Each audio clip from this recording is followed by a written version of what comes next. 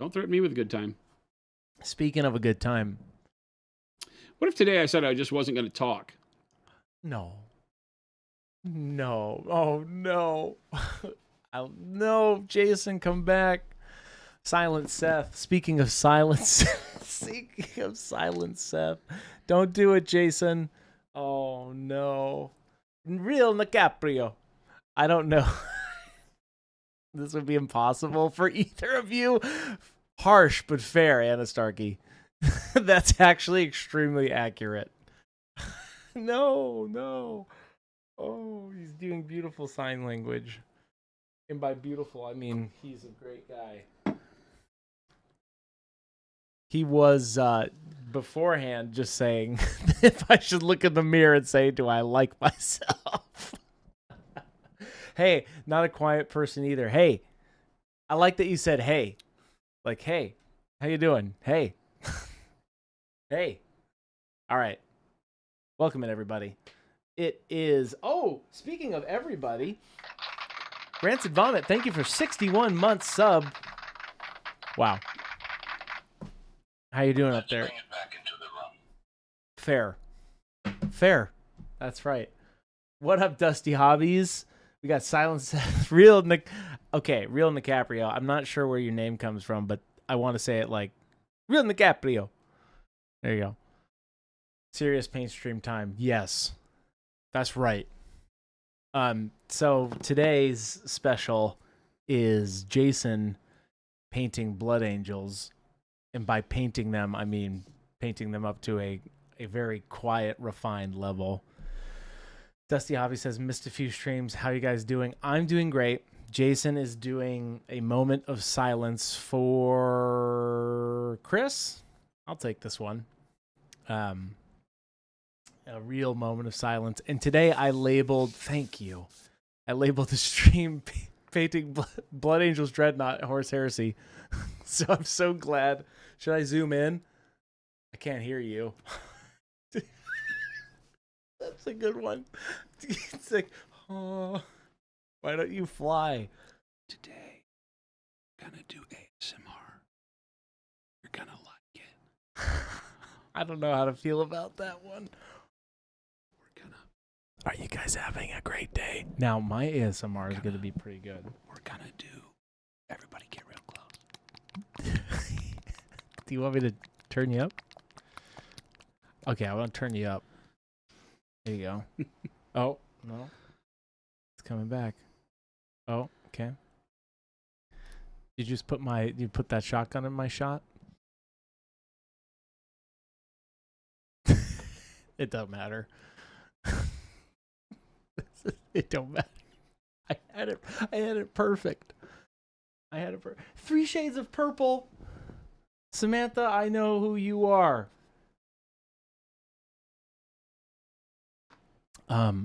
Today's special, we bring you Painting with Jason, an NPR special by Monument Hobbies. Watch as Jason gently applies the paint to the model. Today we're doing a featured non-metallic gold. Surprise, surprise. And we're doing some trim. And by trim, I mean on the model. So welcome in, sit back, relax, enjoy the view. And now I'm going to find some lovely bird sounds of the South Amazon. And that's a bird, all right. There it is. Hey, welcome back. All right, you guys are right. I can't do it. That's good. It starts getting awkward past the point. No. Because it's like I think that the hours of 2 to 4 should be filled with the dulcet tones of my own voice. I think it's so. Just I'm so used to it. I don't. Yeah. It would be a struggle for me to stay silent for an entire stream. I think so. I think I could do it. I think. You totally could do it, but it would feel bad. It would feel bad because the people are itching for your communication. Yes, Samantha. I'm glad you spoke up. Samantha is one of our loyalists, if you will. Painting some loyalists. Always preaching the good word, Pro Crow. And speaking of good word, Welcome, everybody. There it is. We're painting up some Blood Angels Dreadnought today. We're doing the thing. Jason, I appreciate you diving right into the Dreadnought. Welcome to whatever today is. Is today Wednesday? Today, Isn't that weird? Because Monday was lost in travel. I'm a little turned around. And by turned around, I mean straight up. Yeah. Whatever he said. So, update.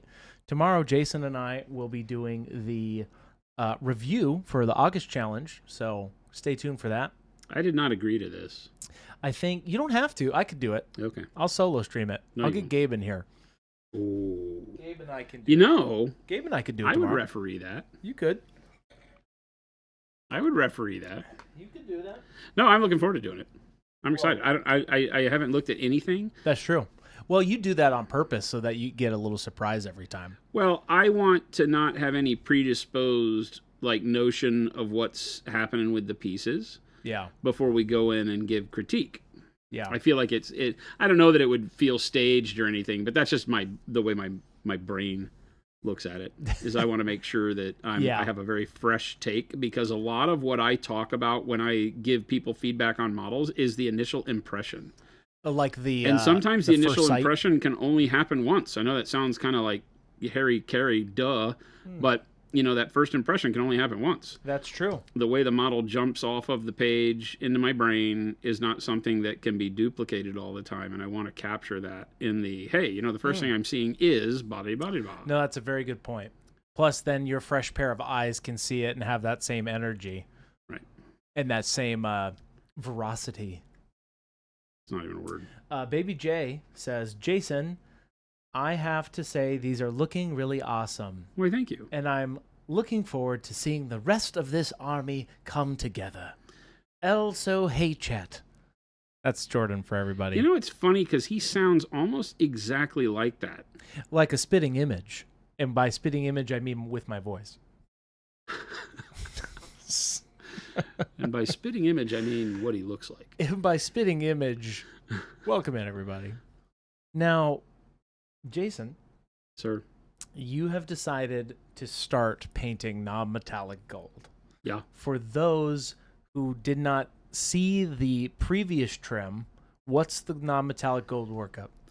Well, it's based with the dark yellow green. Mm-hmm. And then now we're moving to the orange yellow. And then after that, we do other colors.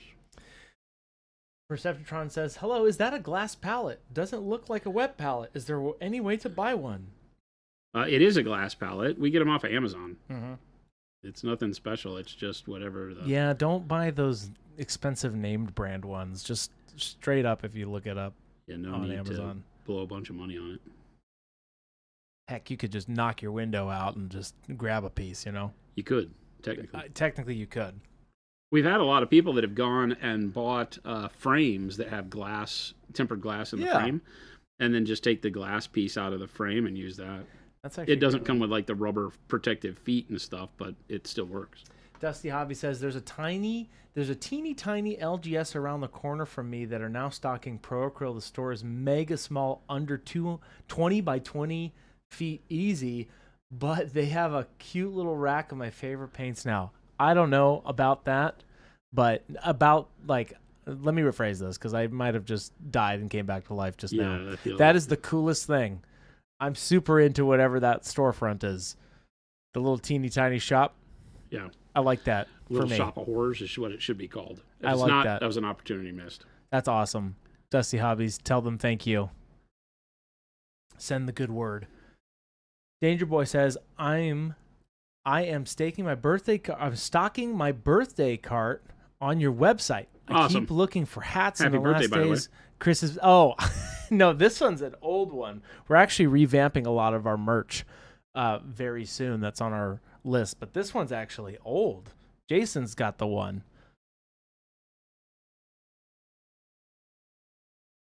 Gabe is hard at work finding us a new embroidery studio that we can work with that will bring back the embroidered hats and such. So your guys' survey says I don't wear enough merch.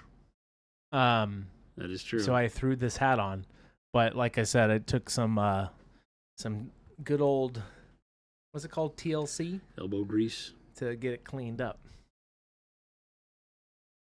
Did you get a sponsor by Dawn dish soap? That would have cleaned it up. No, but we're working on Dawn dish soap, Dickies. Who else? Maybe Depends. Just because, why not? You wear Depends? I would. Heck, man, just. I love that we would. Why not? If you sponsor us, we'll wear it. If Depends. I'm feeling really good, Chris. I like the fact that I don't have to stop the stream to go to the bathroom anymore. I think that would be hilarious, to be honest. And every now and then you just get the gross. He's just peeing. You're just up there peeing. I'm like, you're like, and I'm really good there, Chad. Now back to the painting. 3 Shades of Purple says, I'm so excited for the framables. Seeing them at Nova made me get ideas. Awesome. The brand Depends. They're black so you can see your accidents. That's right. Oh, man. See, we're on to something. I would wear black Depends. Why not?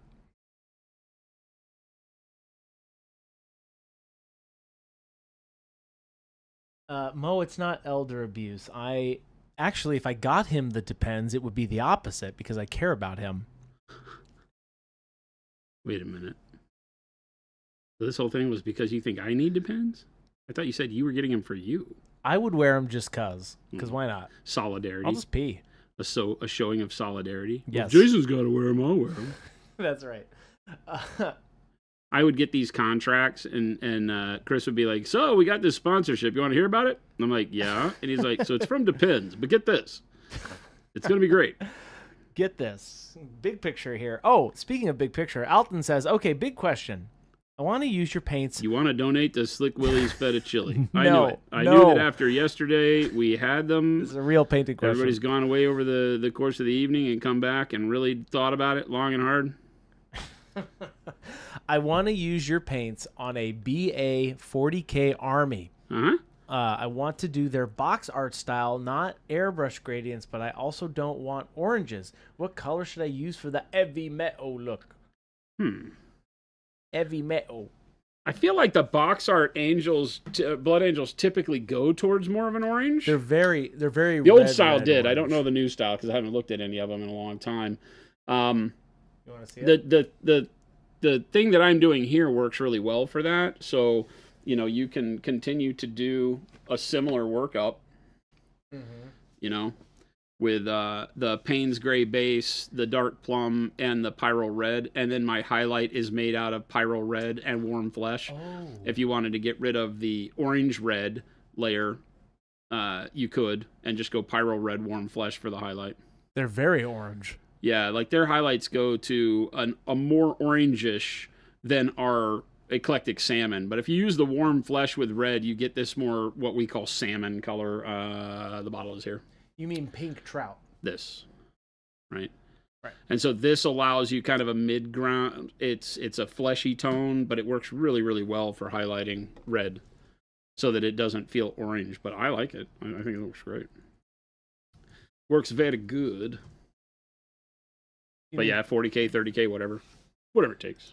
38, 39, whatever it takes. 30K, you choose America. Thank you, Christopher. You're welcome. And I'm proud.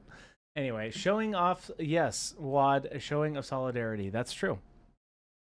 Tadpole Jackson says, hey, from the gym. Keep it up. Get those gains. Aaron B., what clicked with me recently with gold non-metallic metal is use less orange ochre, build that dark brown to a little brown mid-tone, then highlight with yellow ochre, and finally your bright pale yellow or something. Nice. I'm glad it clicked for you. It's getting that last jump to brightness to feel right, right? You can leave more darkness if you want more dark reflection in it. Yeah. You can leave more of your mid-tone and go straight to a bright, but you don't want that second mid-tone color or that first low highlight, we'll call it, most of the time. That's where most people get stuck, is they start doing that highlight that goes in between your brightest mid-tone and your brightest highlight.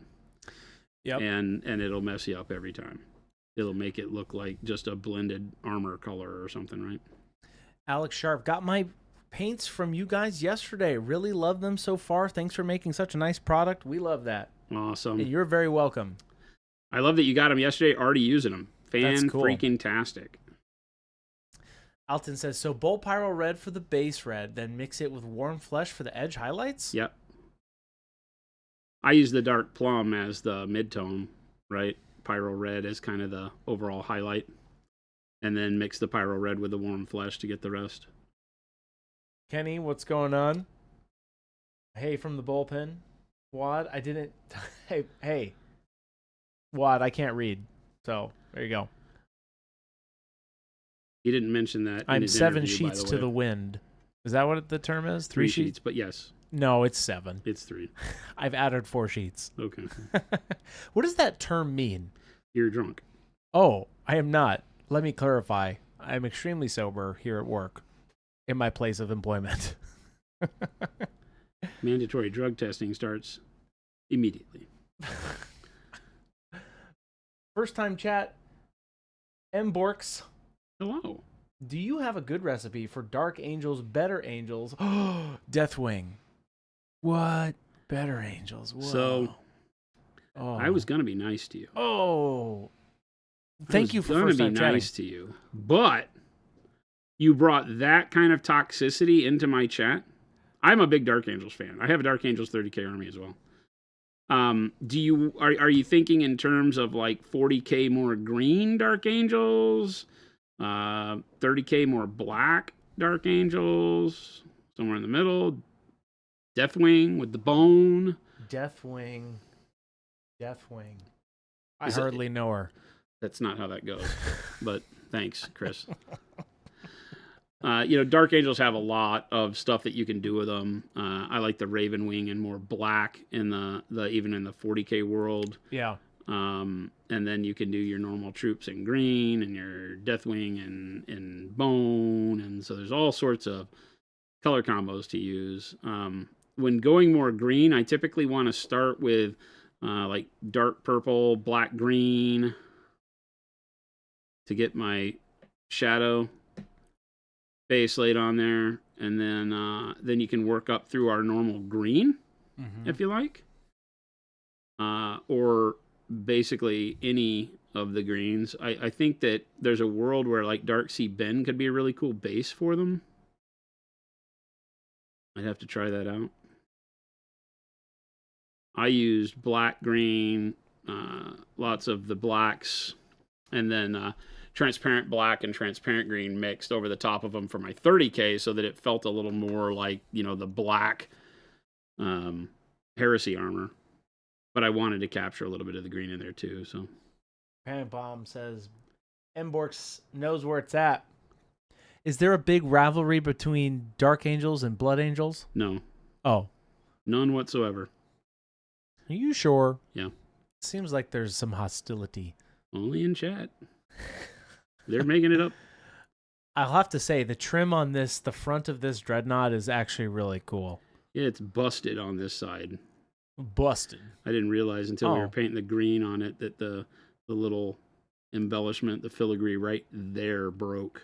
Oh, I see. Huh. Yeah, I get you. Yeah, whatever. Tomato. It was like that when I got it. I swear, officer, he was like that when I showed up. You should send it back. So that's not going to happen. Send a support ticket. That's not going to happen. Hey, Forge World, I bought this from you years ago.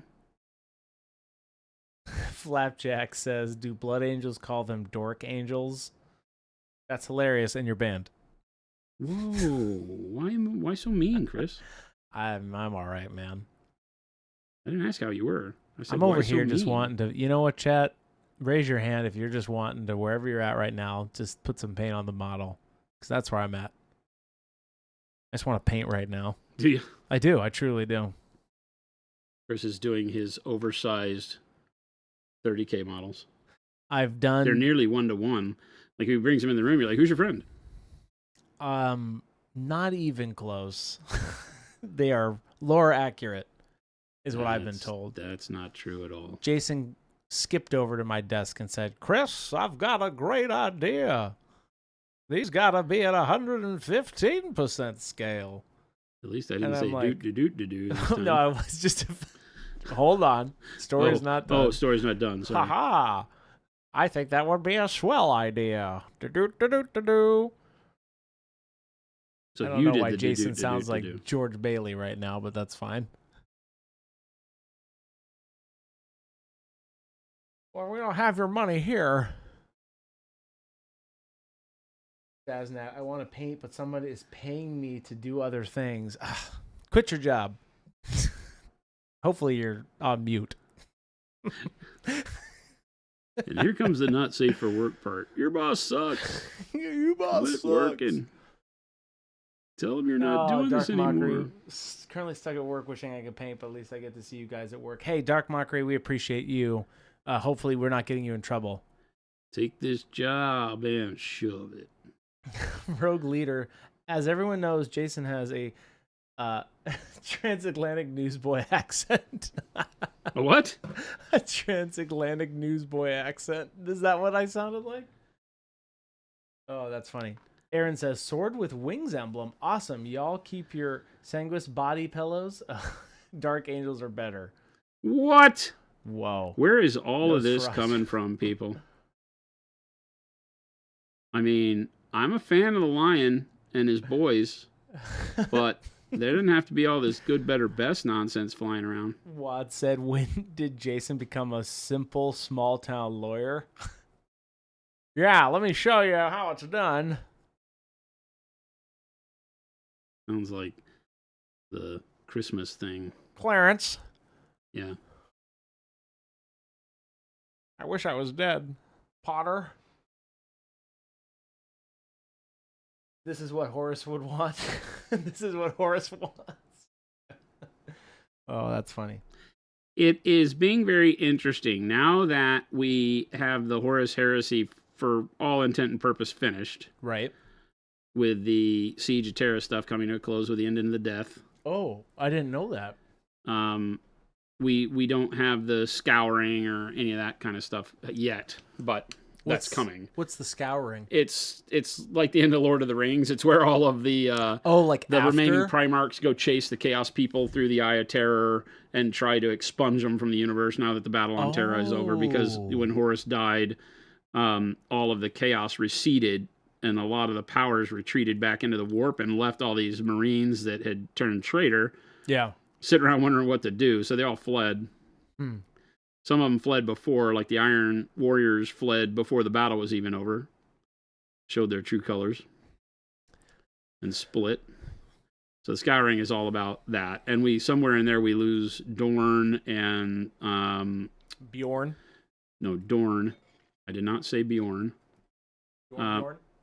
We lose Rogel Dorn. We lose I guess we lose Jagatai Khan because he's still alive technically, and that has to happen. And then Wolf Boy. So still a lot of story to be told, but we have the bulk of it. And now that I'm going back and listening for the third freaking time to the origins of this tale. Okay, so this is your third read-through. It hits different. Okay. It hits different now that I know the way they decided to tell the end. Okay. And I have to admit that it is not, it doesn't resonate with me the way that it used to. Interesting. Why is that? Well, because you can see in the first books now, it's like going back and watching any movie, long series, Game of Thrones, when you know how it finishes up and you go back and you watch certain characters' actions during it, you can kind of get a different feel for the whole thing, maybe. Right.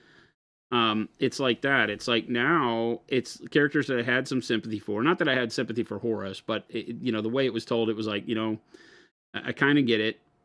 But now you go back and you listen to it and you're like, no, he's just an idiot. Horus was. He was just an idiot. Like literally just an idiot. When you go back and listen to the first books, Horus is simply an idiot. Is it just because of his decisions or his pride? Yeah, he just got his pride, his ambition, and he just got taken advantage of by being a stupid individual. The way they wrote him now seems very stupid, going through and seeing the whole outcome. Oh, I get and going back to the beginning of the story, because you remember it's funny. It is a psychological thing that the more you hear the lie, right, or the tale, the more you commit the tale to truth, but you can't even remember what the tale was, right? So by the end of reading 60 some odd books, you get to the end and you remember the principle of the beginning and some of the specifics and all of that. Yeah. But then you go back and you read the specifics again and you're like, oh. Oh, I get you. I know that feeling. Oh. You're like, oh, okay, well. Oh. It's hard to see and read it for the first time. Yeah. John says the ending wasn't quite as bad as Game of Thrones, but yeah, Horus was all ego. I never thought that the first three were very good, but I know that's an unpopular opinion. Well, I think that some of that is because you're not talking to people normally that are discussing the first books. You're not talking to them real time of them reading it. Okay. I think you're talking to their memory of reading it and the way the story kicks off, and, you know, people that like to play heretics and stuff like that comes into play, obviously. People have their love of factions and all that stuff. So I understand all that. So where should I start? If I was going to start at the beginning. You got to start at Horus Rising. Book 1? Yep, book 1. Horus Rising, False Gods, whatever comes after that. How many pages is like that total? They're pretty long. They're all like 10 or 11 hours listening. Oh, okay. So they're pretty long. 63 books. I don't remember. Is there? I think so. You love the first trilogy? Yeah, I remembered loving it. And this is the third time I've read through it. Being that the first two were a long time ago. Because I was working at GW when they came out, right? Right. Or shortly thereafter. So I had them in paperback. Still do, actually. I have Horus Rising and False Gods in paperback, but I went ahead and got them on Audible this time. I Fly to the Eisenstein and a bunch of other ones in paperback form, and I went ahead and purchased them to have them. And so I'm listening to them, and I'm listening to them for the first time because I read the physical books, the first two. Yeah. So this is the first time I'm listening, and the narration is obviously great. It's the same group that has done all of them, and that's not the problem. The problem for me is going back and realizing that, oh, you know, at the beginning we should have realized what an idiot this guy was. and then it makes it really hard to listen to the story where people are like, well, the emperor abandoned his children. And I'm like, no, right. You need to go read the books again. The emperor entrusted in his children and Erebus. 3 Shades of Purple. Are you guys going to LVO? Never been, but I was thinking about going this year. Yep. We will be there. You know, we said we're done with show seasons, but there's a bunch of shows coming up. It's, you know, in a normal year, right now we'd be done with show season. There would be no more shows. Last year at this time, the only show that was left was the Champions Cup in Dallas that I went to with the Green Banner Events group. Or I think it was LVO, right? I think so. I think it was LVO last year that did it, and then right after they got rid of the organizer that put it together, and now he's off on his own doing the Champions Cup. Okay. Or the Challengers Cup, whatever they call it, which is the big 40K team event. And that would be the only thing that we would be sponsoring right now. And but with the opening of our European office, we have a lot of stuff going on in Europe. We still have that. We've got Spiel. We've got SMC, scale model. And there's some Christmas thing, isn't there? Christmas thing? Yeah. We already did Christmas. No. You thought we already did Christmas. You are mistaken. I'm sorry. We did Christmas in July. I was there. Could you imagine our real Christmas? Oh, you're still on that trip? No, I have now activated Christmas mode countdown. We'll have a public countdown pretty soon for Christmas. I think it's fair to start that in October, right? Is our advent calendar like 90 days long? Is that what you're about to tell me? Yeah. Pink, cool. Welcome in, first chat. Do you guys do painting classes at frontline events like LVO or Atlantic City Open? Typically not. They, in their hobby track, do a lot of really cool classes, though, so there's a lot of good teachers there. We don't typically do classes out in the wild. We did it at Adepticon this last year. I was asked to give a class by the AMG crew, which I did. We painted up a Crimson Dynamo, which was fun. But we don't typically do classes anymore. Oh, Orktober. I forgot about that. Jason, you should paint some orcs for October. Or not. What? You love orcs. That is totally a made-up holiday. No, Aaron B said we have to get through October first. You have to get through it? Orcs are fun. What are you talking about? Chris, skipping Halloween is illegal. Slow your Yule roll, sir. That's hilarious. I do like Good job. painting orcs. So You do like painting orcs. You should paint an orc. there could be a world where we paint an orc. I guarantee we have enough models. No. Yeah. No. Yeah, I think so. I've never seen one orc in this building. Not one? We have many. Let me clarify. Holidays are made up. Panic bomb. Not with that attitude. Twisty Farmer, I think we need a monument advent calendar. Great idea. Stealing it. Took it. Adding it to the bin.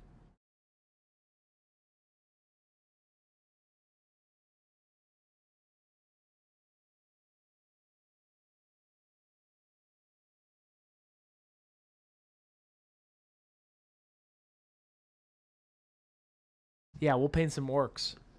And by we, I mean Jason. Oh, joy. I love that my whole life is not my own to live. I don't get to make my own choices, chap. No. I just do what Chris tells me to do. Throw on your Depends and get painting. Oh, here we go. Elder abuse. What? That's it. Like horrible. right there in the freaking flesh. There's no other way to define that. And Dusty Hobby says, and by Jason, you mean, in quotes, we the people. Absolutely. Dusty Hobbies, don't egg him on. Dusty Hobbies, we the people will do an orc. Don't egg this man on. Mo, we'll do it just for you, Mo. Panic Bomb says, orcs could be a great way for Chris to prove his learning stuff.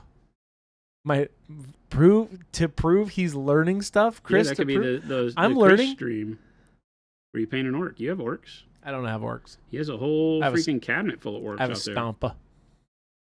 If we paint orcs, I'm painting that Morkanot. Which actually I want to paint at some point. No, I think you have to paint like a troop of guys. A troop of guys? You mean orcs? Yeah. Maybe. I could be persuaded. I do like painting orcs. Maroon Lion. And Jason does too. Orcs are fun. Eric has a question. How much are you thinning the paint for this highlight? Great question, by the way. I guess I can say quite a bit. Yellow is a transparent color anyway, so it's going to show up fairly see-through no matter what. But I am leaving a lot of water on the brush so that my first pass is just kind of tinting the green with the yellow, and then my second pass pulls more color on.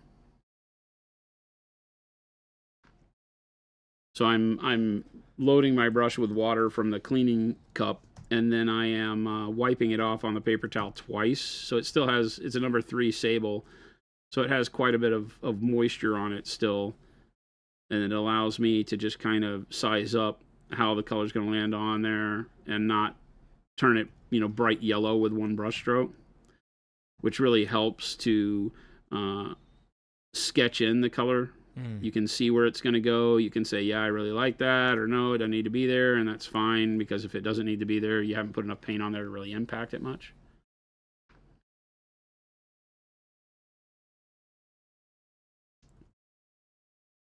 You'll find me painting that way most of the time. First batch of any color that goes on the model is done fairly thin. We just put a video out about that a couple weeks back. And then each subsequent application of that same color gets less thin, more opaque each time. The idea being there, if you keep the paint the same consistency, the same opacity, and you start very thin, then you've got to put a lot of layers on before you get impact from that color. So rather than do that, I will do the first layer very thin, the second layer not so thin, and the third layer almost purely opaque. That way, and I can get any color to look good on the model in 3 coats or less. Rather than you'll see some people who glaze like 15 times with the same color, and that's really abusive. Alton says, new sable brushes available when? And when will they be cheaper than the pros? No, they're the same. They're the exact same brush, so they will not be cheaper. The goal is to keep them the same price. The same price. Right? Because these are made here by our staff. Right. And the labor in our production facility is higher in most cases than labor that happens in Germany, believe it or not. So my goal has been throughout this whole process of getting the brush manufacturing here in the States to keep the price the same so I don't have to raise it at all. And I think we're on target for that. We're pretty good. Michael Holtz. So here's a weird one. We love those. My bronze gives me so much trouble on the glass palette, it makes me crazy. The last couple of days I've been using a primed piece of plastic and the bronze smooth as silk. You clean your glass with alcohol?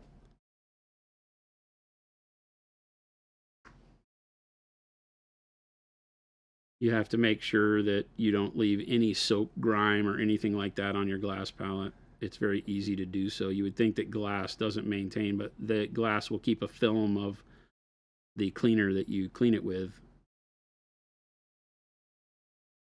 You got to make sure you clean it really well. That could be causing a problem. And when can we expect those brushes, Jason? Oh, I don't know. Right now, we have to get the printing. We're about to move production. Yeah. So we just closed on our second building. Production is in a leased facility, separate from HQ right now across town. Well, not really across town. It's 5 miles away. 5? 3? I don't remember. It's very close, but we got another building. We're going over there in the morning with the production staff, leaders, and walking around and determining what we need to do, and then our construction crew gets in there. So I don't think we'll have the brushes ready to go until we're moved into the new facility, but they might surprise me. They might be able to get some stuff done and some product in stock before that. I know we have Pro Sables here that are being QC'd right now. So German made will be in stock this week, if not today. You might check today if you've been looking. Yep. Michael Holt says yes. Okay, so Michael, you're responding to you clean your glass palette with alcohol. I think that's what you're saying. What's up, Sparks?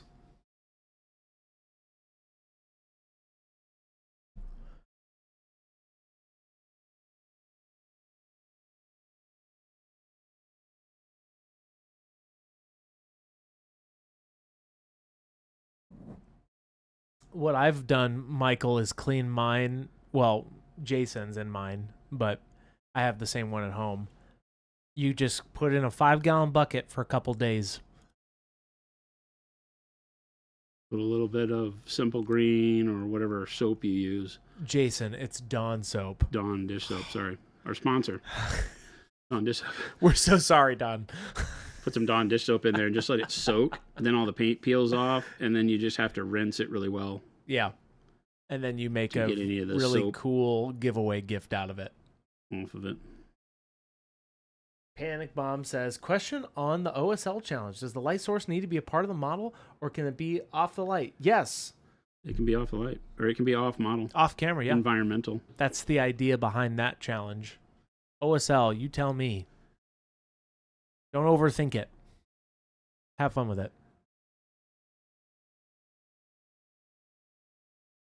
And technically, you could pull off something like really bright sunlight. It doesn't even have to be a multi-source lighting. You could do it where the sunlight in your environment is so bright that it's casting really stark shadows and giving very directional kind of brightness on the model. That would be fun.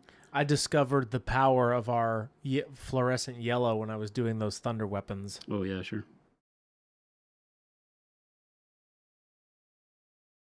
I actually really like how it came out. It's very cool, Jason. Oh, here we go. It's a cool gray. Here we go. It's cool. It's cool, bro. Flapjack Cast Shadows Challenge? No, OSL. That's part of OSL. I guess that's true. There are no Cast Shadows without OSL. And there's no OSL without Cast Shadows. Incorrect. Where it says, get 55 Old World Savage Orcs and Black Orc Boars for October on my calendar. Okay, there you go. October. It's coming. I do not buy into this. Oh, yes, you do. You're super into it. He told me offline today. I have freaking Blood Angels I gotta paint. He's like, hey, can you mention October? Oh. And I'm like, Jason, you have so many Blood Angels to paint. And he was like, but Chris, I have orcs too. I'm like, okay, man. There it what? is. Just love it when he does, you give me those little sound bites. The Moon Man. Hey, yo. Moon Man. Hey, yo. Looks like I'll be moving down to the greater Phoenix area next year. Nice. Looking at the east side like Scottsdale, but I'm not familiar with the area. Any recommendations? For where to live? Scottsdale is pretty nice. It's pretty expensive, but very, very nice. Yeah, you've picked one of the most expensive parts of town, but that's great. Gilbert and Chandler. Yeah, what's called very the East nice. Valley. Yep. Arcadia. There's a lot of good areas here. Yeah, really just you got to let us know like what's your spending limit? Yeah. Are you renting, buying? Yes. What's your lifestyle like? Phoenix has got everything, which is cool. If you go about 40 minutes north of here, you can get a plot of land, a New River. Also true.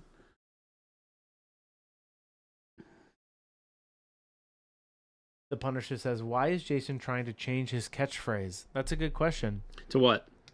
To do. You can't even remember what you said. Boobly-doo-dilly-dilly-doo. That wasn't it either. Dead Onions, Arizona is so depressing. What? It all looks like it was blown up and burned down. No. You have to go to the pretty parts of Arizona. There are very pretty parts of Arizona. 2 hours. Phoenix in general. Yeah. The cities in general look a little burn up and blown up because the amount of brown here should be illegal. You also have to realize that 2 hours any direction, you hit beautiful, you hit beautiful landscape. 90% of the cities are it's like they enforce a brown stucco law. Ted Onions, you go to Yuma 4 times a year? No wonder. Well, Yuma even looks worse. Yeah, okay. Well, that makes sense. Parker says, hey guys, simple question here. I picked up some colors yesterday, and so far that I've loved using them. Nice. Except I have an issue with the blue, the OG blue for the base colors. What's your issue, Parker? Let us know your issue. Jason can help you out. Oh, why is it me? Well, depending on the issue, depends on certain levels and tiers of issue. Parker said it had a weird pigment separation issue where the pigment would collect in little puddles and separate from the medium. Is this a mixing issue or a user error? No other color was doing this. Have to send us a picture to support. I can't. Yeah. That's not a normal thing. We're using a wet palette? No. That wouldn't change anything. That's an interesting faux pas. Yes, definitely send a picture to support. The team over there will help you out 100%. The Moon Man. I've heard Gilbert and Chandler are nice. Yes, they are very nice. Gilbert, very nice area. I think it was voted like most happy or polite city or something years ago. I don't know. Like in America? I think so. Wow. I could see that, I guess. I do like Arizona, personally. I like the desert. I love the forest. I love the beach. Blah, blah, blah. But I do love the desert. Muffin truck. I was on a road trip and stopped in Slegum. Oh, yeah. Okay. Lumberjack says, update on the water effects. It's not leaking. All right. Tim, awesome. That's great. Sounds like a win. What did you do? You put enough coats on that it couldn't leak out anymore. you just put a bunch on.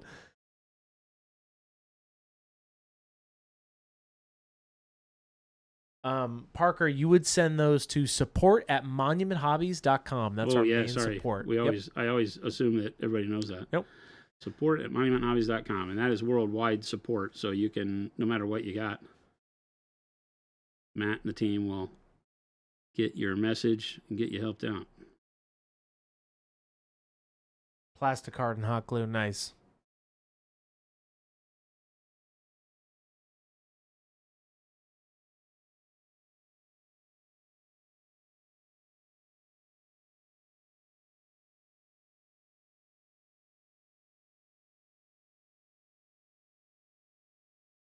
Blue Deep says, Matt is rock solid for sure. Help me out. Yes, Matt is part of our customer support. He's great.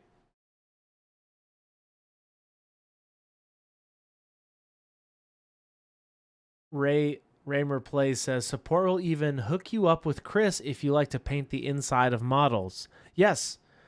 I've instructed support or any incoming calls for those who are painting the inside of their models and sealing them to please call support. We will escalate your ticket. And by escalate your ticket, I mean I'll just get on the phone and talk you off that ledge. You know I'm going to do that on my Thunderhawk. What? You know I'm going to paint the inside of the Thunderhawk and then glue the doors closed. If you do that, I'll throw up publicly. I'm going to do it. No, you're not, you silly man. You're not doing that. You just wait, chat. Not on this stream. I can't let you do it. I have got you. I'll start painting and I've got limits. It'll just fade to black. You'll hear screams in the background. I'll just face jam the buttons. Just unplug.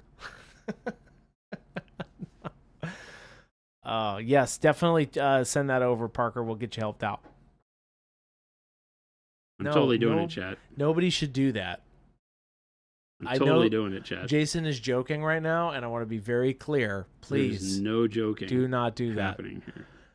What do you mean you're going to do that? I'm gonna do Philip's going to build it for you. Right. But that means he's got to build it first, and it's already going to be done.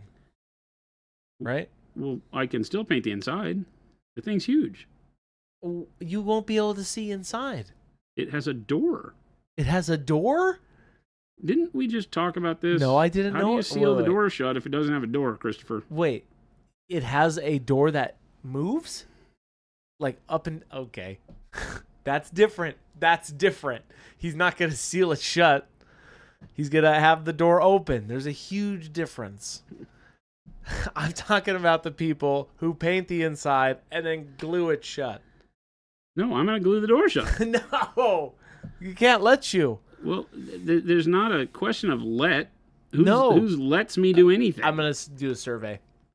We'll let the people decide. All right. When have I ever cared what the people say? You do all the time. That's also true. That's literally one of our most important things. Kind of what our company's built on. Mo says, see what Jason has to work with? Yeah. What do you mean see what I have to deal with, chat? I'm just trying to make it so that he doesn't lose his mind. This is elder abuse. It's all done under the guise of taking care of me. Seen this movie. Sorry, I just don't want you to... Here we go. Listen, mark every word here for the Dateline episode, chat. Mark every word.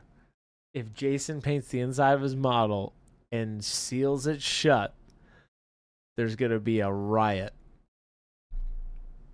A one-man riot? That's right. Chat's going to laugh their butts off. That's horrible. Why would you do that? Why wouldn't I? I need 15 good reasons. You've solely set it up. You've sold it to where now it's the only choice I have. Starting to feel like Chris's solutions to everything is a survey. Flapjack, absolutely correct. These are facts. This is a serious business painting stream where Jason paints non-metallic gold, okay? We're not going to go down this little trail about shutting models up and shaking babies and kissing hands or whatever.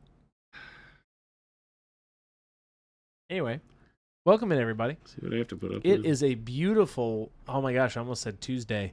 It is Wednesday today. I think it's Wednesday. Today is September 3rd. I've been having a hard time all day figuring out what day it is. Yes, absolutely. We just got back from Nova, which was an awesome show. It was really cool to see everybody there. in really Washington, awesome. D.C. Yep, we got to see a bunch of texture trainers and the Nova case, which was super cool to see. You guys It really was it. cool to see the amount of texture trainers we had in the first annual texture trainer category. Yeah, it was a tough decision. Oh, my God. They're so good. The Journeyman category was so hard to make a decision. Yes. And I feel bad. Whoever painted, I hope they come on the stream because I broke one of the models. You did? Well, I didn't break it, but a part broke off in my hand as I was holding it there.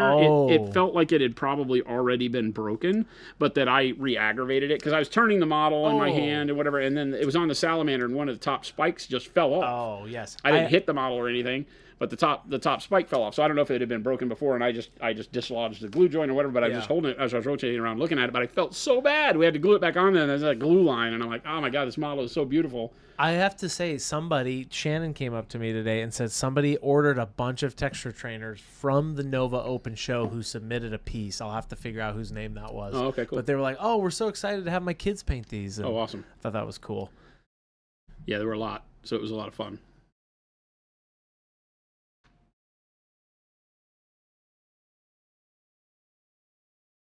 Artistic Outlaw, you're correct. What did I say? I take it back. We should never yuck the yum of another who's having fun with their hobby, even if the fun seems off to you. That's true. What are we talking about? Maybe you're talking about the painting of the inside of the model and then gluing it shut. Maybe that's what you're talking about. Artistic Outlaw. That's just not right. But I'm going to do it anyway. No! In a show of solidarity for my friends in the hobby who are allowed to do whatever you want to do. I will say, though, that the diorama people who do that, right, is incredible work where you actually make something on the inside, right? But you know what? No judgment. I take it. Plenty of judgment. I don't judge. Yes, you do. I just want to know the process. You're setting up like a support hotline. Not necessarily for that kind of support. I'm just here for you. I don't trust this man, chat. Neither should you. Clip for the first. Yes, okay. No, I hear you, Artistic Outlaw. And you're right. I should not do that. What? I should not judge those who do that. I'm typical judging. You're right. I take it back, chat. You're right. I need to reel it in and be a serious business paint stream. And yes, if you paint the inside of the models, go for it. Hopefully none of you out there are taking this seriously. I'm reading some of these comments and I'm like, hopefully you're not taking this seriously. Yes, and let me preference, we can joke around here. And we can joke. But if you paint the inside of your Land Raider and glue the front door shut, we need to talk. Okay, Artistic Outlaw says there is a zen in painting something that no one else will ever see. Hey, I could see that too. See, I can be easily swayed with a good explanation. I'm still going to have fun with it.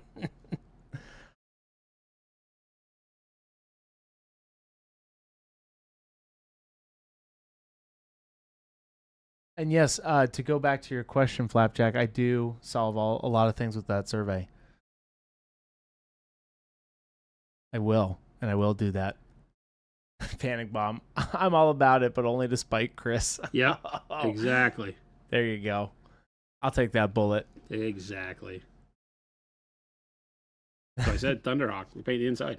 Then we're going to glue the doors shut. There's something on the inside of that one, though, isn't there? The Thunderhawk? Yeah. It's got a big... it's just like an oversized Land Raider inside. Oh, They're all kind of variations on a theme. Like, all the flyers that have interiors tend to be, like, just big Land Raider interiors. Yeah. And then the Rhino... They all have details, though, because they all have an assault ramp that comes down.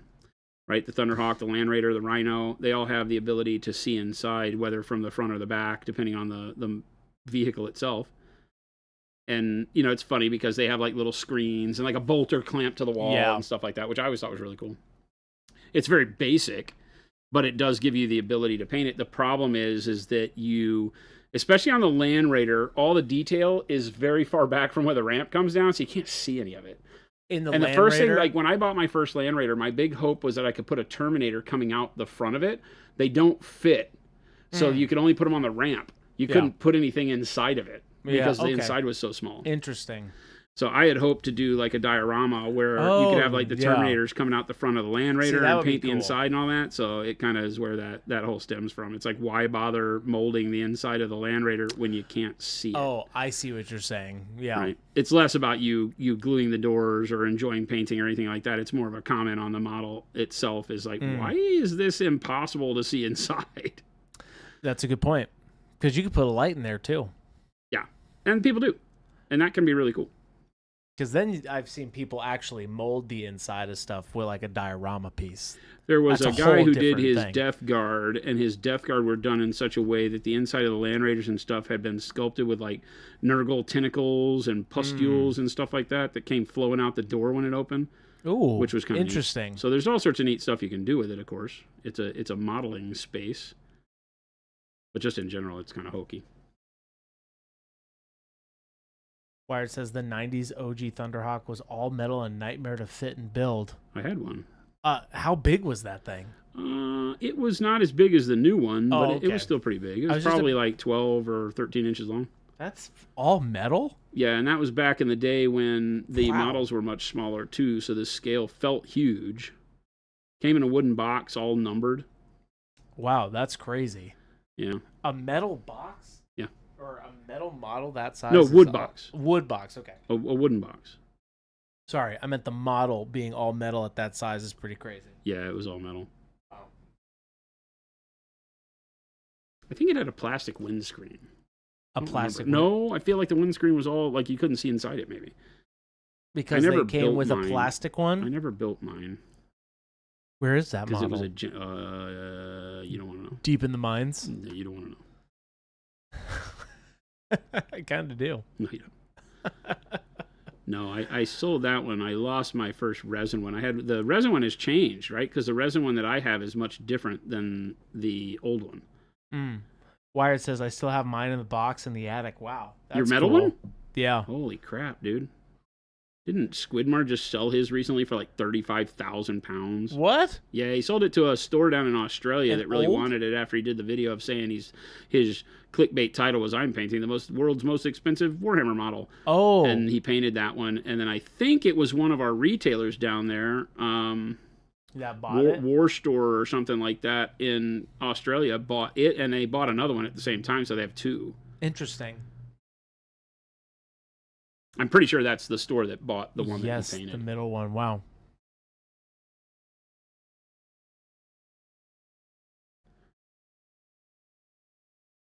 The new one is really cool because they adopted the what's it called? The Stormbird. Stormbird? Sokar Stormbird, right? The big one. The Thunderhawk adopted the cockpit style of the Stormbird in the recent update. So it looks a lot better than it used to. It's not quite as blocky up front. At Nova, they had a big thing where they were doing like large scale models, and they had one of the Stormbirds down there, and I'm like, holy huge, that model is insanely big. They did a Titan Walk or something called that, right? A Stormbird? Yeah, the Stormbird is the bigger Thunderhawk. It's the Heresy era assault plane. Thunderhawks were relatively new in the Heresy, and Stormbirds were the standard. Oh, wow. I'm seeing a picture of it right now. It's freaking huge. Oh, wow, you could fit a whole army in there. Yeah. I don't remember what its loadout capacity is when you're playing it, but it's a lot. Oh, this one has a rhino coming out the back. Yeah, it can take vehicles. Oh, that's cool.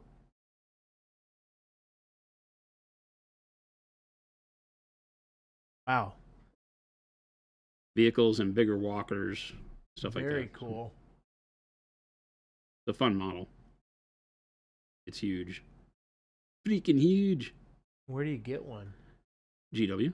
Oh, it's a model you can get now, right? Oh, yeah. Mm-hmm. Oh, okay. Yep, they still sell. It might be out of stock. Oh, okay. They're always on that stuff, the old Forge World stuff. They're always in and out of stock. Oh, with it, so yes. I don't know if you can get one right this minute. Or buying one. I think it's like $1,500. I'm not buying one. It's like Titan cost. Because it's a lot of resin. I was just about to say that model's got to be It's got to be double the resin of the Thunderhawk. Yeah. Or close. It's huge. Cool model, though. Philip said he's going to build your Thunderhawk. He should. On my desk. Go for it. Wait a minute. Maybe we should discuss this, Phil. But yes, Phil's going to build it. He's going to have fun, too. I hope so. The thing that worries me is Phil said, I'll build it. I can't guarantee it'll be done right. That's a little worrisome.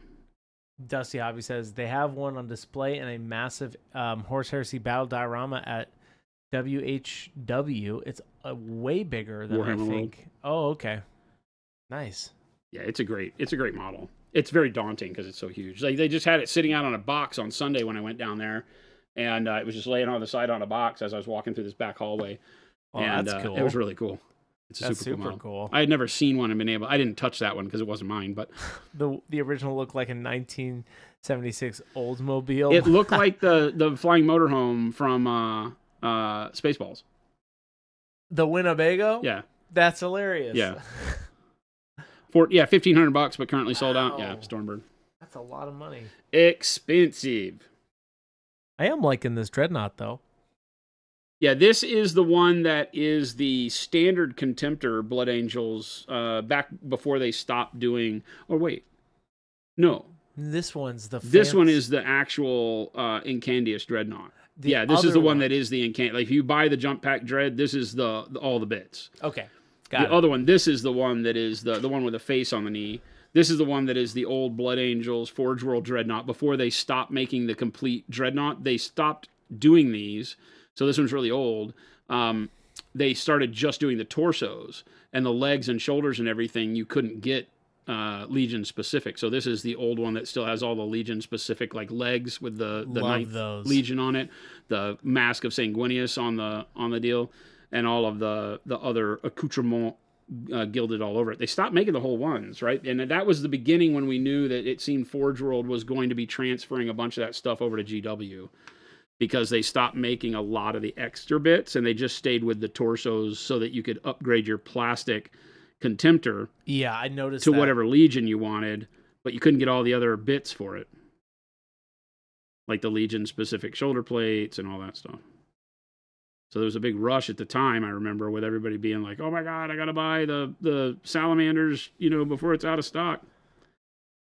And I tried to buy another Blood Angels one so I could have two, and they were out of stock by the time I went and did it. So I had this one for a while.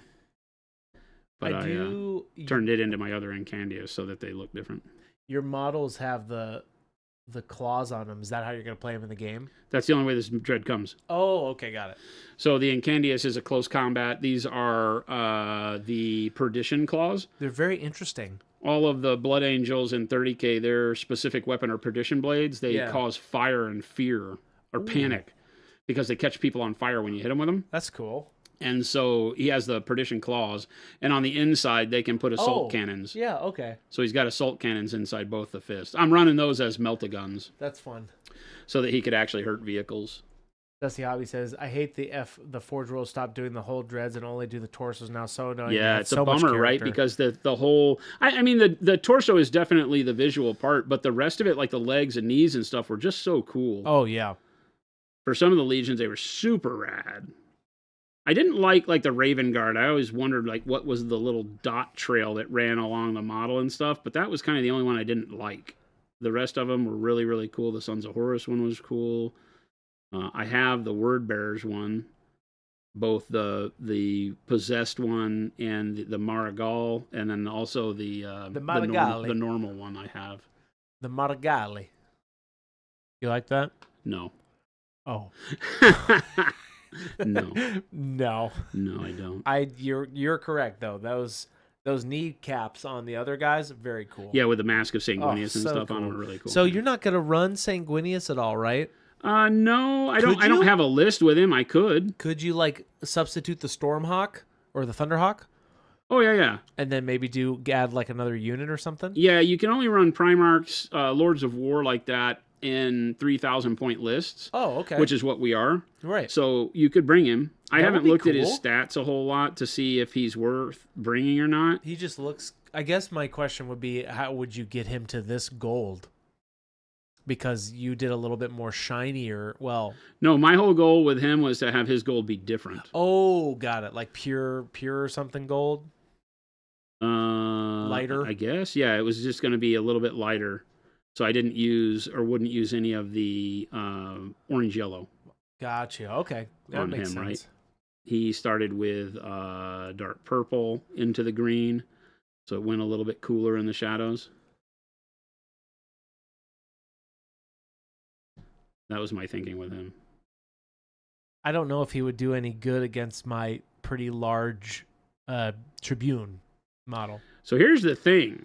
In lore, which GW's always been horrible about making the models perform like you expect to after reading the books. Oh, I see. In lore, Sanguinius should be able to bring down your Warlord Titan single-handedly. In the books.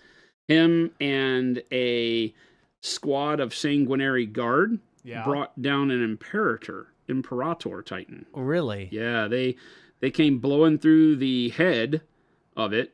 Huh. And marched through and killed all the servitors and everybody inside of the damn Titan. And then he single-handedly split the head open and killed the Moderati and the whatever the what do they call it? It starts with P. The leader of a Warlord Titan and brought it down single-handedly. Really? Yeah, that's one of the scenes that they did so well. They really wrote Sanguinius well in the Siege of Terra. John says books. You can attack the Titan heads now, so it's possible. Huh. Yeah, that would be really cool, right? That would be one of those very storied, like, narrative moments that I would like to see. I don't think the game allows it because you can't just direct... Well, I guess you could, right? Because if he flies down and can target the head, then he doesn't have to go to void shields with melee. Right. Hey, Studio so the spear of Petition or whatever it is, the spear of Telos or whatever it is. Thank you for that raid. Welcome Studio. Raiders. What's going on, everybody? We're painting up some Blood Angels Dreadnought. Welcome in. So yeah, I guess you could probably come up with a really cool way to do that because I don't think the Titan could shoot its head, right? Like if there aren't rules for standing on other models though is the problem. Oh, okay. So you'd have to come up with something. So I don't know how that would work, right? Like flyers can't land on other models unless there's some special thing for Titans I don't understand. Like how could he land and just shoot the head or just beat on the head? He'd have to be standing on the base and he can't reach that part. So yeah. I don't understand that. I don't think it's available as a way to do it. You'd have to house rule the crap out of it. But yeah, in the books, it's just... So the Primarchs are pretty strong in the books. He has one of those today is not that day moments from like Lord of the Rings, you know? Yeah. The speech in front of, after they kill the mouth of Sauron or whatever it is, or drive him back and they're in front of the gates. Yep. And he's today is not that day. Yep. And he has Sanguinius has that moment because his Sanguinary Guard are like, you know, sir, you don't have to go down there, you know? They don't want to lose him. And he goes, you will lose me eventually, but today isn't that day. And he falls out of the Stormbird backwards with his wings. He just is looking at him, and he just has this very like visceral Hollywood moment where you can see it happen. He makes eye contact. I don't even think he shoved his helmet on. And his Sanguinary Guard are trying to get him to not go into battle because he's been having these visions of his death as it comes closer. Oh. And they know it, and they've been feeling his pain and his sorrow. And he says, but today isn't that day. And he just falls out backwards, like, you know, like Hollywood superstar method out of the back of this Stormbird and goes down and hacks the Warlord's head off. It's insane. That's cool. That's when I said I'm building Blood Angels. It was literally that point in the books where I was like, all right, I got to do it. I got to do it. He's the biggest badass in the entire series. For being what appears at first to be the ability to have like a very broody, emo kind of a guy going on. Yeah. Sanguinius turns out to be like, I think probably the most powerful Primarch. Huh. Horus says so. Yeah. Most of the other people say, even Gilliman sort of says so by making him the interim leader of the Unremembered Empire, they call it. Interesting. When they do cool. That'd be a cool Imperium scene. Secundus and Gilliman makes Sanguinius the king or the emperor of all of that. That's fun. So there's a lot of really cool parts in the... Artistic says, I like to look at lore as a tall tale of legend and myth, and the tabletop rules more align with what reality would be. At least that's how my brain bridges the gap.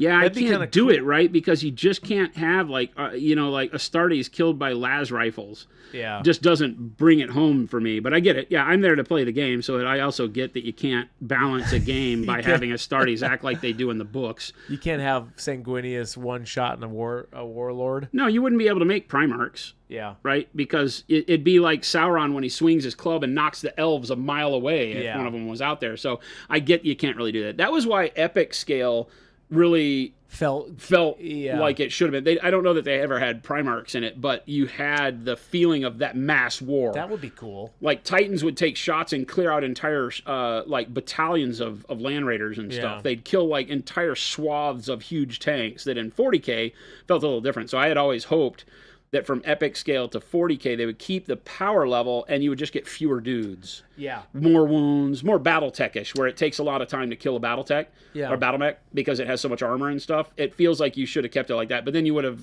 have eliminated the ability to play a lot of races. You wouldn't have been able to play Imperial Guard. You would have been able to play things. Or you would have had to have made, like, I have 5 Space Marines and you have 100 Imperial Guard. So you're not into, like, Imperialis, though? You weren't super... I have 2 Imperialis armies. Was that something that you does that kind of fit that itch for the epic scale? I never played it because the rules seem really crappy. Yeah. Some people like them. I know that Kyle kind of likes it. My hope would be one day to run, this is the total nerd fiesta dream, I think, would be to run a campaign where we have a Battlefleet Gothic battle above a planet, right? And you bring your spaceships and your fleet units, and you fight for access to the airspace above a planet. And then based on how you score in that part, you get X amount of deployment points on the planet, and then you get to deploy your epic army on the planet based on that. And then you play your epic army, and then based on how you do there, you get so many deployment points to go to 40K, or 30K in this case, right? Okay. You would go to 30K and have X amount of things that you could play. And then beyond that, you go into like boarding action stuff where you go to like kill team style, where it's like you're fighting to get inside the final objective. And when you get inside the final objective, it's like a kill. It's like literally like one squad makes it in. Right. And then you fight over the final objective with all the people in the campaign. And you would have this narrative event that gave... You would have to balance it, make it fair to where nobody wound up going in with like 80 million las cannons or something. But you make it to where somebody gets benefit for having been the best commander throughout it. And that because I think that everybody that's ever paid attention to lore and Warhammer from the sci-fi part of it, and to some extent the fantasy part, because it has some of the ability to do that. It doesn't have an air version, but it had the old sea-based game. Is that you can see that happen. A sea-based game? Warhammer, for a split second, built a fantasy water-based ship game that was actually... It had some really cool terrain and ships and stuff. Dude, I would be Orcs, dope. Elves, dwarves, maybe something else. I can get an orc ship? An Empire. There are 4 of them, yeah. It has like sea monsters and stuff. Every now and then you can still find it on eBay. I feel like Horus was most scared of the lion as he sent him to the other side of the galaxy before the heresy. Reading the book turned me into collecting world eaters as... Man of War. The Karn scene with Man of War. Oh, that's cool. Yeah, it was like epic scale but ships. It was a little bit bigger. It was actually really cool, but it didn't last very long. How do we make a game that's all about battleships? Advanced battleship. Is there a game out there like that? Like water-based battleships? Epic size though. That would be so Blood cool. Red Seas. Blood Red Seas might be the I think Blood Red Seas has both like the pirate and Age of Sail, and also a version that's like Mantic Armada, says Studio J7. Mantic Armada and stuff like that. Yeah, there's a couple of ship games. The Blood Red Sails, or there's one that I played that's Mantics. Yeah. That is Ships of the Line. Okay. And it's weird because you have to draft and sail, and your cannon shot is picked by what you want to do to the ship, so you can do the chain balls that take out the sails and the rigging, and then wrap around the mast and take the mast down, and you have all these selections of shot that you do, and you have to trail, and it has all this sailing jargon to it. Interesting. That didn't interest me. But I like the idea of having to, because on that one you would set full sail and you would go a particular distance and you had to try really hard to turn around. So it was one of those tactical movement games where it was like, I made a mistake. I am not going to be able to be in this fight because everybody else turned the opposite direction. So a little bit of what was good about X-Wing, and that everybody picked their maneuvers ahead of time and then flipped them over randomly. And so if your opponent did a maneuver you weren't expecting, none of your shots might land. That's kind of cool. So it had that feeling to it that I thought was neat. I like that. I prefer space naval combat. I feel you. I don't feel like anybody's ever done it 100% right. And I don't know what that means. I think a lot of it is because you can't really easily do a game that has true 360-degree freedom of movement and like height, level changes and stuff, up right? and down, right? Just in space. Yeah, that makes sense. It's very difficult to pick like a altitude level, you would call it, right? Yeah. But you could do there was a video game called Dreadnought that was these big, huge battleships that played in atmosphere, and that made that easier. Yeah. Right. Huh. So there's a world where you could do something like that. That would be fun. I dig it. Sorry, Drop Fleet. Interesting. Drop Fleet, yeah. There was a whole range of games, right? The Firestorm Armada, Drop Fleet Commander, all those games that kind of came out of England and various game manufacturers for a while. And I have a lot of Firestorm Armada stuff. The Drop Fleet, I didn't necessarily like the look of as much as Firestorm Armada. None of the games did well. They had a very fervent following by the people who loved them. Yeah. But you could never really get the ships reliably. The resins always had problems. Not always, but you were never guaranteed to get quality resins, especially on the bigger ships. And, of course, everybody wants the big ships. You want the Dreadnoughts, right? Yeah. You want the battleships, the Dreadnoughts, the big fleet carriers and stuff, which existed in that game. And holy crap, in Firestorm Armada, their Dreadnoughts were huge. We have some around here. The Dreadnought's like 8 inches long. That's cool. Maybe bigger. They're huge. And the other ships are like itty bitty. Yeah, so it makes it feel like a weight of power on the board. Those things are fun. Adrian says, question, Slow Fuse. Yeah. How would you wear your captain's hat? Alford ship or stern to aft? So this is a question I cannot answer. Why? Because I feel like there's some sort of telling tale as to why and how you wear it. And like I said, this is not my world. This is not a thing I know. So I'm not going to answer it only to have somebody snigger and say, oh, that means, because I don't know what it means. Author versus the game name. Okay. Darth says, there's one that got released recently. I'd have to go find it. It's a 360-degree maneuvers like X-Wing on steroids. Atherverse is the game name. Huh. Okay. Huh. Interesting. I don't know how you would do that. You'd have to have like flight stands that elevated. And... Actually, what happens is they just sell you two half domes, and you put it together, and it's just a big ball of space. And there you go. Okay, cool. I feel like that's wrong, but I don't think that's how it is. James says, when are the new sable brushes going to be available? Thanks. The one I'm painting with, probably not till like October-ish sometime. Jason, historically... But hopefully before the end of the year. Yeah. Jason historically likes to, give little flavor tastes here and there on stream. Well, I took them to Nova. You did? To paint there, and I've been enjoying them, so now I'm sticking with them. I see. They use a kaleidoscope-looking marker to show altitude, degree, and facing. Interesting. That's kind of cool. November says... does that include the existing brushes that are sold out right now? No, the Sable should be in stock today. Go look. They may not be in stock. I don't know when Kyle was putting them in stock, but we have them, so it'll be today or tomorrow. You should see Sables back in stock. If they're not on the site, it's probably going to be tomorrow. Yeah, so keep an eye out. But you will have access to Pro Sables, the normal red handle Pro Sables today or tomorrow. They're probably going through quality check, right? Yep, they're going through quality checks right now. He mentioned it in our meeting today. Jason. Yeah? How you doing?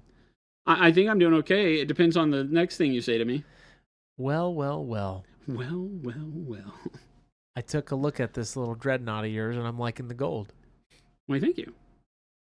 It's just that first layer, right? There's a lot of dibbly bits, dribblies on this guy. This is the stage that after this, right? That's when you talk about that significant jump, right? Yeah, we do the bright yellow ochre after this, and then the bright pale yellow. So we have 2 layers to go after this. Both of them have an impact.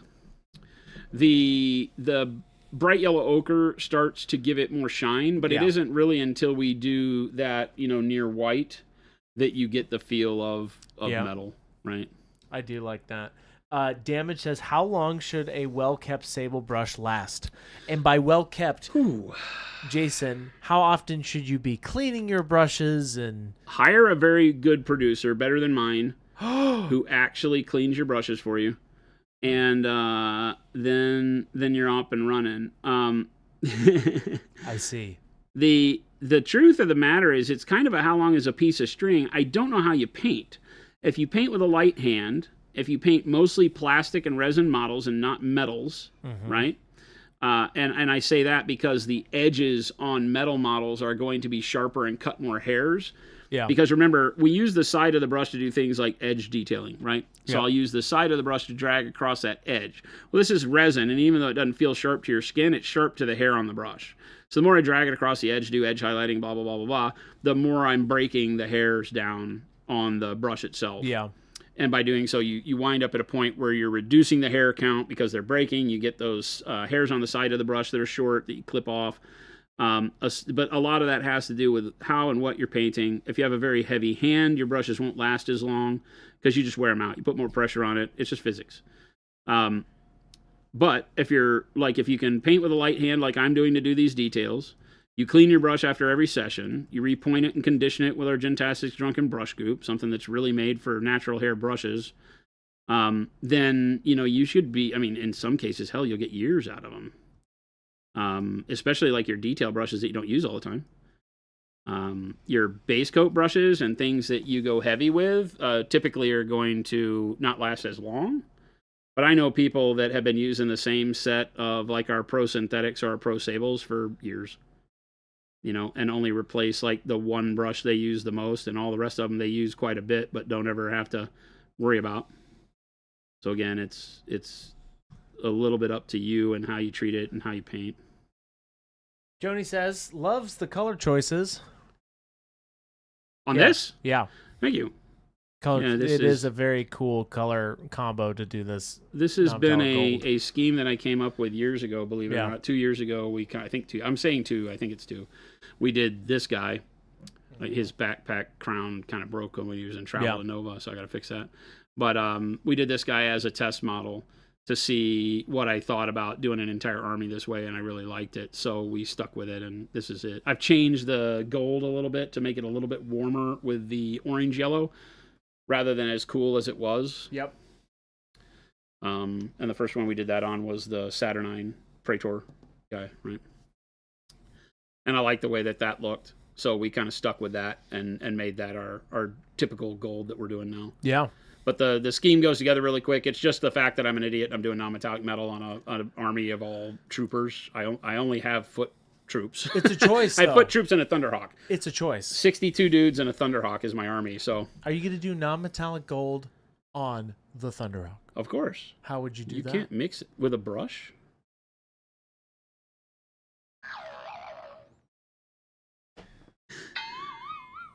I would hope so. Ask and you shall receive. That's true. I take that all back. Believe it or not, the Thunderhawk doesn't have as much trim as these insane things do. I was just about to say it's more panel lines, right? Yeah, it's more panel lining. The bulk of the Thunderhawk happens in the painting of the red and, obviously the metal for like the steel and, all the engine ports and things like that will be where more of the focus is on. Yeah. Those. Artistic Outlaw says, off topic, what colors would you reach for if you wanted to make a Martian-like red dirt base? Burnt sienna as a first color. You can also use our red earth texture base too. Yeah, our red earth texture is burnt sienna as a base. So if you wanted to just start there, you can. You already have the red earth built in. But yeah, burnt sienna is great. And then after burnt sienna, you can kind of determine if you want to push it more red. You could do burnt red over the burnt sienna. Yeah. A lot of times what I'll do is I'll do burnt sienna to burnt orange to like dark warm flesh. Yep. Dark warm flesh gives it a really neat highlight. And then you can do like a flesh wash, which is kind of orangey, a brown transparent turned into a wash over the top of that that will kind of even it all out and still bring a ruddy reddish brown into the fold, orangish kind of thing. So that works really well. We also did a base. We also did that as a short as well. Here you go, artistic. Yeah, Jordan did one, right? Red Earth base. Actually, I really like this workup. I'm sure you've probably seen that artistic. Maybe you haven't, but that one is actually a really fun, easy way to do that. It's funny because it's labeled Martian red base. Easy peasy. These damn Forge World trim parts, they make them like 0.5 millimeter thick. And when they cast them, that breaks. So you get like the millimeter goes like halfway and then busts off, and nothing I can do about it. It's just kind of is what it is.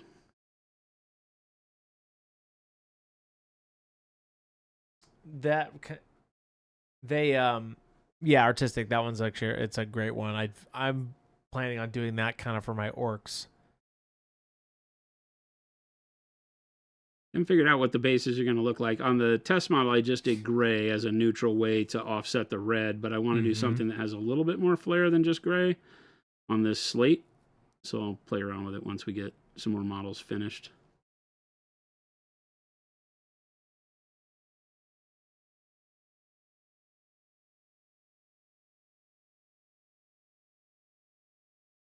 GMO Paint says, I hope they make new Thousand Sons and Terminator armor for Horus Heresy. Their minis are pretty old and look odd mostly. Well, yeah, that was when the Tartaros hit, right? Oh.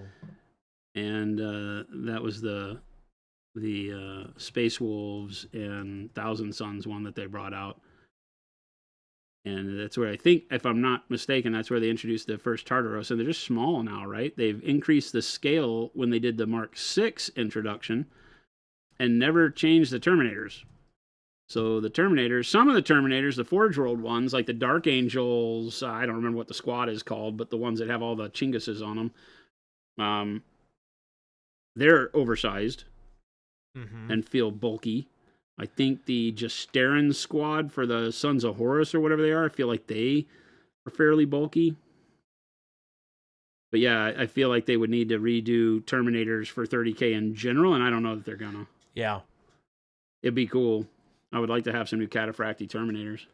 My whole army is a combo. Like, these are real all GW. My normal dudes, I have the whatever they call the Indominus Terminators, which are the 40K style Terminators, but they were available in 30K as well. I have Indominus style Terminators for this Blood Angel army. This was actually the first test model, and then we redid the red because I thought it was a little too dark. Looked a little too Flesh Terrors-ish with the black shoulder plates and all that. So I brightened it up.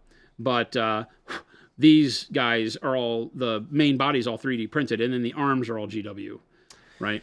Yeah. But the main bodies are 3D printed to give them a lot of bulk. Like, these guys are huge compared to normal 30K guys. My normal 30K guys are all 3D printed bodies to be Primaris scale. So then it lets my Terminators be bigger than my normal boys, right? Because normal 30K Terminators aren't even this big. So these become really chonky at scale. And then GW release, like, the new Terminators for 40K, and they're this size. They're just a little shorter than this. Olive Nix has a question. What clay do you recommend for starters? Clay. For sculpting? I think that's what you might be talking about. Are we trying to sculpt or fill gaps? Yeah, be a little bit more specific. If you're talking about for sculpting or for gap filling.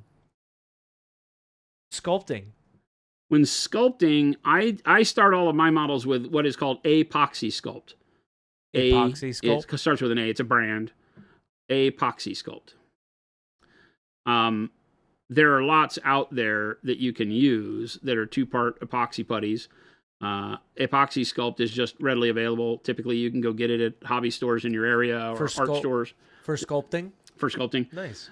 Green stuff, or, the Milliput green, is really good when you need to sculpt something that's going to stay flexible, like maybe a cape or piece of cloth or, something like that, because the different colors of epoxy, 2-part epoxy clay, are for different hardnesses, right? So the white is hard, but it's a little brittle. The brown is hard, and I don't remember if the brown is brittle, but you can look it up because you might have to go to like a plumber's website because a lot of that are plumbers' epoxy putties that are meant for like sealing plumbing pipes. Yeah. And fixing plumbing cracks. And they put the two-part together and you rub it on there. And depending on if you have a flexible connection, you would need the green versus the white versus the brown. I think it might even be a gray. I like epoxy sculpt because it allows me to determine how much hardener and how much of the putty I put together, and I can keep it it won't be flexible like green stuff, but it doesn't have to be as hard, and it can keep it from drying out for too long because the heat on your hands can keep it active longer. Yeah. And that's always been the best one because I can work it for a long time, longer than green stuff, it seems. Here, Jamma Jink has a question. Do you think you'll ever release Expansion Set 5 for Pro Acryl, or will it likely stay labeled as a Signature Series set? No, it'll be Expansion 5. I think we're done with Signature colors. I don't have a plan right now for any more Signature stuff. The Signature line was something that just kind of grew out of the community's love of what we were doing with it. Yeah. After John and Vince's. And so we kept going with it and rode that wave, and it's been a lot of fun. We are still tied at the hip to all of our artists and love them. Yeah. But I probably won't do another set of it because it is time for Expansion Set 5 and 6 and new stuff directly to the Pro Acryl line. I guess you could say the amp colors were technically a signature for AMG Studios. Yeah, kind of signature. They were big Signature Series, right? Yeah, just because it's another big company in the industry. But those will be getting a facelift on the labels this next year, probably. Nice. Where we make them look a little bit more like just the regular signature bottles with the Pro Acryl label on them and stuff. So we got a little bit of feedback on them. People are like, I'm unsure if these are really Pro Acryl or whatever, and it wasn't meant to be confusing like that. Right. So we're going to help people out with that. But that'll just be a behind-the-scenes kind of change. And then expansion sets 5 and 6 will be sometime, I guess, early next year. There's a question mark on what the timing for releasing them will be based on some other things we have going on. Dusty Hobby says, other than the Dusty Hobby Signature Series set, of course, your one-stop shop for eclectic salmon, plaid, and more. Nice sales pitch. And it's pink trout. It's pink trout now. Thank you. Eclectic salmon. You said pink trout yesterday. I said that pink trout would be what? Oh, a color. No, I said... What did I say about pink trout? I said that pink trout would definitely be what? A color. No. What are you talking about? You literally said we're changing it from eclectic salmon to pink trout. I didn't. I said we would definitely use pink salmon as what, chat? No. Refresh him. Trout. What? What are you talking about? Refresh him, chat. I said it would be the flavor text on the bottle. Oh. It's coming back to you now? I figured it out. Thank you. You got there. Flavor text. Easter egg. Okay. All right. Flavory text. I get it.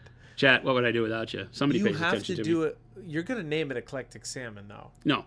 What? Maybe. You have to. Maybe. Jason, it's been long enough, but it's an inside joke. It's not. It is. It looks like that color, though, in my mind. It does. Like when you say eclectic salmon, it's that color. Well, but eclectic is not a color adjective. I know. I'm just saying, but when I say that out loud, it makes sense. An eclectic salmon could be just the other one. We did it for Dark Sea Ben. Right? I don't want to start that trend. It's not a trend if you just do it. I don't know. You like that logic? I don't know. No. I don't know why I hit the cashier's button. The cash register comes in weird times. I'm not really sure what this is. There you go. Flavor text because it's tasty. False. No eating it. I'm just saying. You just say a lot of things. I'm just saying.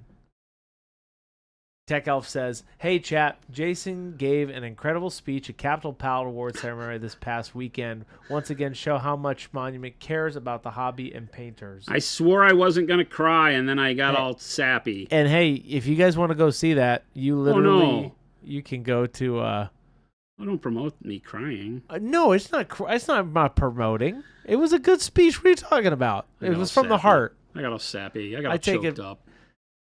They streamed that. It was on a live stream. It was on a live stream. So Stephen Box from Vanguard Tactics campaign goes, "We caught that. That was the best." I was like, "What?" I knew it was live stream. It was a good one. I knew it was live stream, but I didn't remember at the time. Yeah.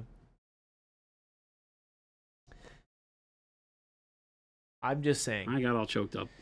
Hey, you love what you do. It's important to me, right? You love what you do. The ability to see 100%. people thriving in the hobby. It was just a lot. It's everything from people that have been in this stream for years getting prizes for their efforts in painting is awesome. I know some of these people. I may not know you personally. We may not go out and, have drinks and all that stuff, but I know you from your journey. I know that you've been painting for a long time. I know that people that have enjoyed, hanging out with others in the community and that now are getting up the gumption to input stuff into a competition like Capital Palette for the first time.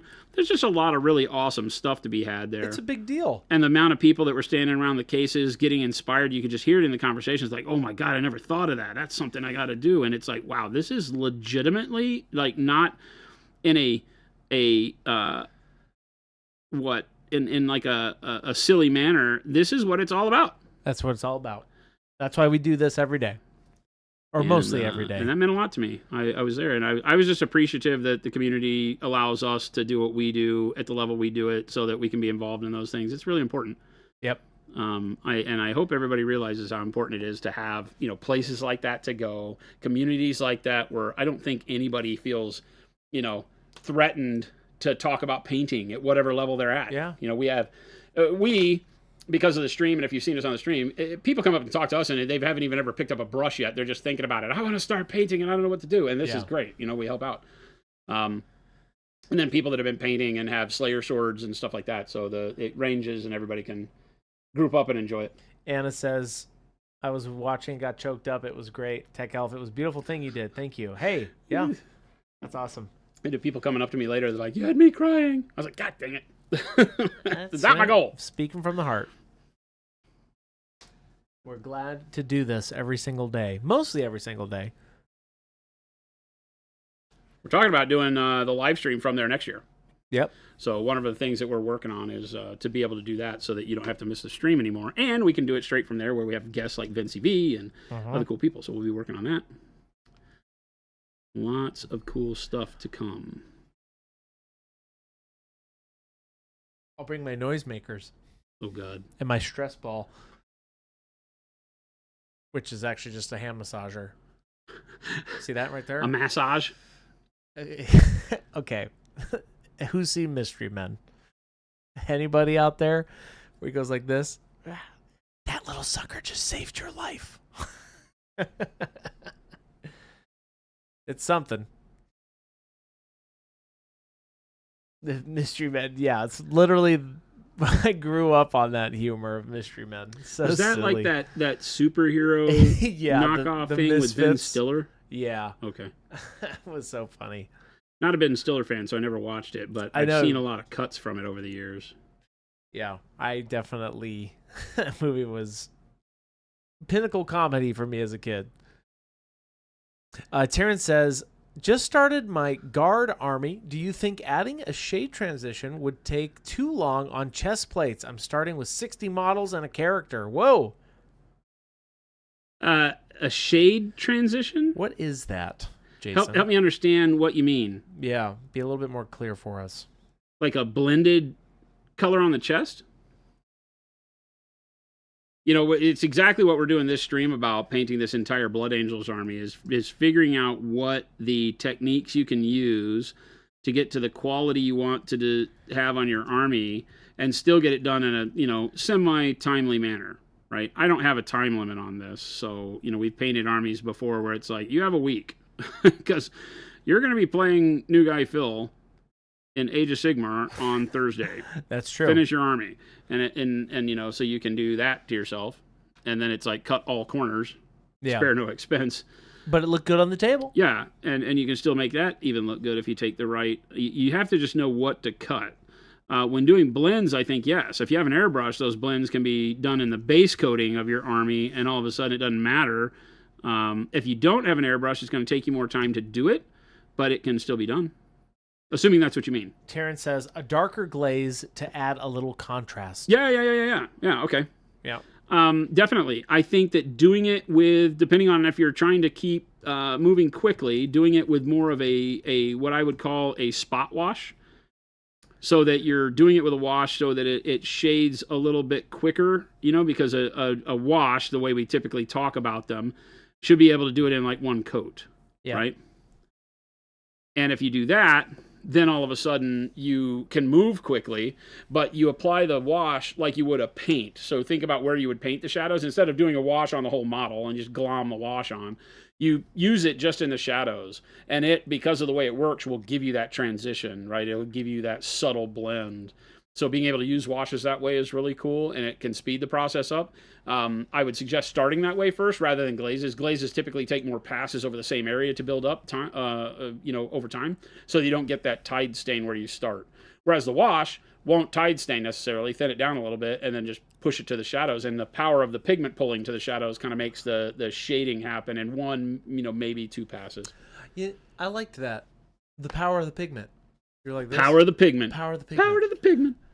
Power to the pigment. Yes. Mo, I would agree with you. Not a big Ben Stiller fan, but it was probably his best role. Yes, I would agree. He's okay. That role, though, was hilarious. Wad says we could have him on the stream in case you need everybody to stop Absolutely. watching. That's what I said, Wad. False. We will have you on that stage. But let me show you what I'm talking about. We do happen to have some models here that I could kind of use that on, like the belly of this troll. I think would be a good one, right? You like that troll. This is a different one. Nice. Don't look at me that way. That's great. This is a different troll. It was an awe. This is a different troll. We have 3 of these. You have many of those. Yes. So imagine the belly plate, or your armor on your guard. I know this is white, so, it isn't going to shade the same way, but I'll just grab some black wash. Yeah. Right, just some of our black wash. Pre-mixed kind.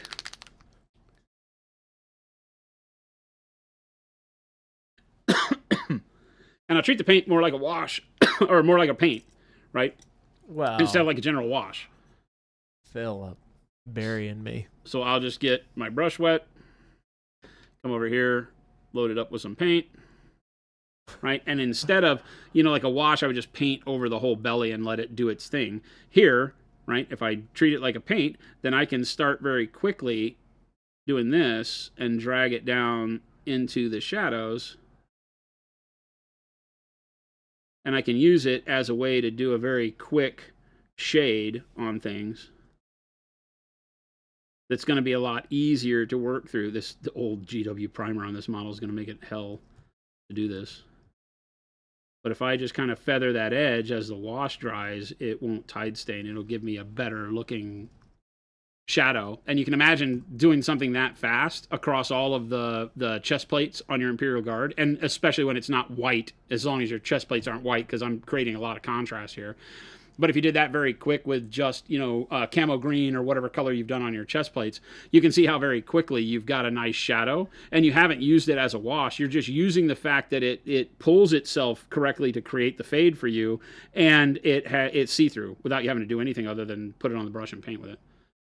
So you can play with that, right? As opposed to, if I come over here and use it like a wash, I just grab a bunch of material and I put it on there. Yeah, see, this GW primer is that is old. Yeah, this has been sitting on shelves forever. So ancient. Look at how it's beating up. Yeah. No, but you use it like a wash and let it just pile into the dark areas like that. But you remember that you can always use a wash like a paint. Yeah. So you don't have to slather it on. You can do it as a simple shade like this. And then if you wanted it darker, you can come back and split the difference. Just paint the bottom half again with a second coat. Yeah. And all of a sudden now you've got, a nice gradient that you can put over anything very quickly. So it shouldn't take you much time to do, even if you have 60 guys, if they're already painted. You can imagine doing that across the front of all of them with one coat, and then go back, and if you need it darker, do a second coat. The Mo you know. We do a Mo. You do a Mo? We know a Mo. You know a Mo. Mo says, Jason's trolling you, Chris. All the time. That one's sad. Yesterday, I told him I appreciated him, chat. Me? Hooray! Hooray! Monument Phillip says, when did you get a model of Christopher? Sorry, let me do a better Philip impression. Oh, God, when did you get a model of Christopher? Hoo, hoo, hoo. That's Philip, everybody. He's building houses somewhere. Phil's dream of being a contractor. Philip's dream of being a house flipper.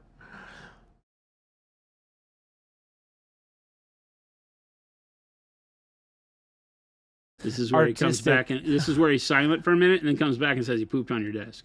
Oh, me? Yeah. Oh, yeah. I took a full-blown poo-poo. No, Phil. He'll be quiet in chat for a minute, and then he'll come back and say, Chris, you're going to love your desk. If he pooped on my desk, there's war to be had. War. Artistic Outlaw says, wait, so the beating can happen on a model that has sat primed for a while? 100%. And plus primered models will gain dust like nobody's business, and even if you can't see it, that will cause all sorts of problems. Hand oils for moving it around and not painting it. Yeah. Especially the waxy primers like GW and some of our other competitors on the spray front. Right? Yeah, if you prime models, paint them. Don't let them sit. Monument Phil says, Chris, you're going to love what I did the inside of your glove box. Gross. Gross. How do you get in your car? You gotta stop leaving your car open and then taunting Phil. There. Haven't you learned? I can't get up. Haven't you learned? Oh, my gosh. That's funny. I'm going to tell Jen to watch the parking lot cam. For when you go out to your car. Watch Philip do obscene things to my car. Yeah, we need to go get both Philip's actions and your response to it. And then we're going to send that to one of those Philip said he turned the cam off. Oh. No. That's he doesn't have that power. Philip, that's content. What are you talking about? He doesn't have that power. That's free content. Artistic Outlaw says, what if they're sitting untouched in a very useful box? A very useful box? What if they're sitting untouched in a very useful box? I don't know. I don't trust any model I find that was primed a long time ago. It's just always going to probably give. It's always probably going to give you. That doesn't sound right. The chances of it giving you problems when painting your base coats on it are fairly high. Mm-hmm. You know, I understand, like, some people prime their models so that they can start playing with them, whatever, but you're better off playing with the raw plastics than priming. Dirty Breachers has a question. Have the Pro Acryl Mega Set, Vinci V Signature Set, and Jen's Brush Soap, and many others. Awesome. Thank you. Feel like my wet palette breaks down the paints fast. Do I just have too much water, or any tips to help? Yep, too much wetness. The big thing that is different about our paint than everybody else's is that we make sure that our paint works right out of the bottle. You don't have to spend a lot of time. My goal with Pro Acryl was to create a paint that was simple to use. You didn't have to mess around with it much. You don't have to thin it. You don't have to waste a lot of time on the palette goofing off to make it paintable. You just put your brush in it. You put it on the palette, put your brush in it, put it on the model, start painting. That's really all there is to it. Now, a lot of times the wet palette, if you've been using it with other paints, right, you'll get used to needing it more wet, or you'll put more water on it. You'll put water on your brush and add it to the paint when the wet palette's already adding water to the paint, and then eventually you just get too much water. The pigment will split on the hues, the blended hues that we have. Single pigment paints won't have any problem, but you might get some issues along the way. Just run the palette dryer. We have plenty of people that use wet palettes. Terrence says, last two questions. When figuring out what a paint scheme should I do one model to completion, or go color by color between two models? And two, do you just skip panel lining with Horde armies and wash, and all over wash is bad? All over wash is not bad. It's a really good way to speed things up. I will typically do my all over washes after I have done my base coat, my mid-tone, and my highlight. Then I'll apply a wash, and then I will re-highlight the model. Right? Now, the first question, I think, was something about panel lining. Going back, do you just skip panel lining with Horde armies all over wash is bad? Help me understand when you're talking about panel lining, are you talking about like on Space Marines creating the black spots in between the panels of armor again? I don't ever do that.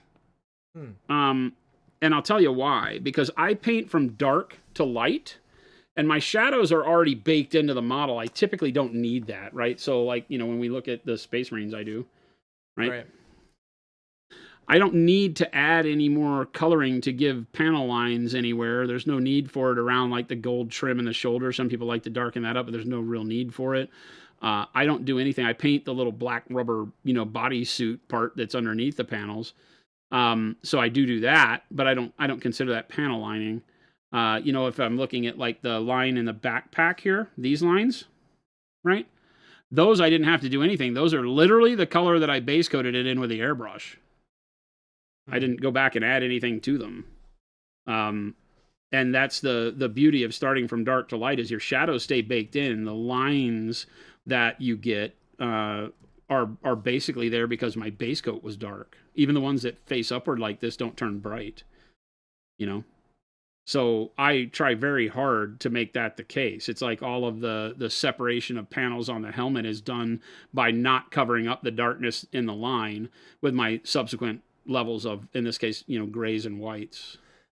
So I don't ever panel line. So you save yourself a lot of time by going from dark colors to light colors and just making sure you don't get the light colors where the dark colors need to be inside the panel lines, along the edges of steep, cutoffs on armor and things like that.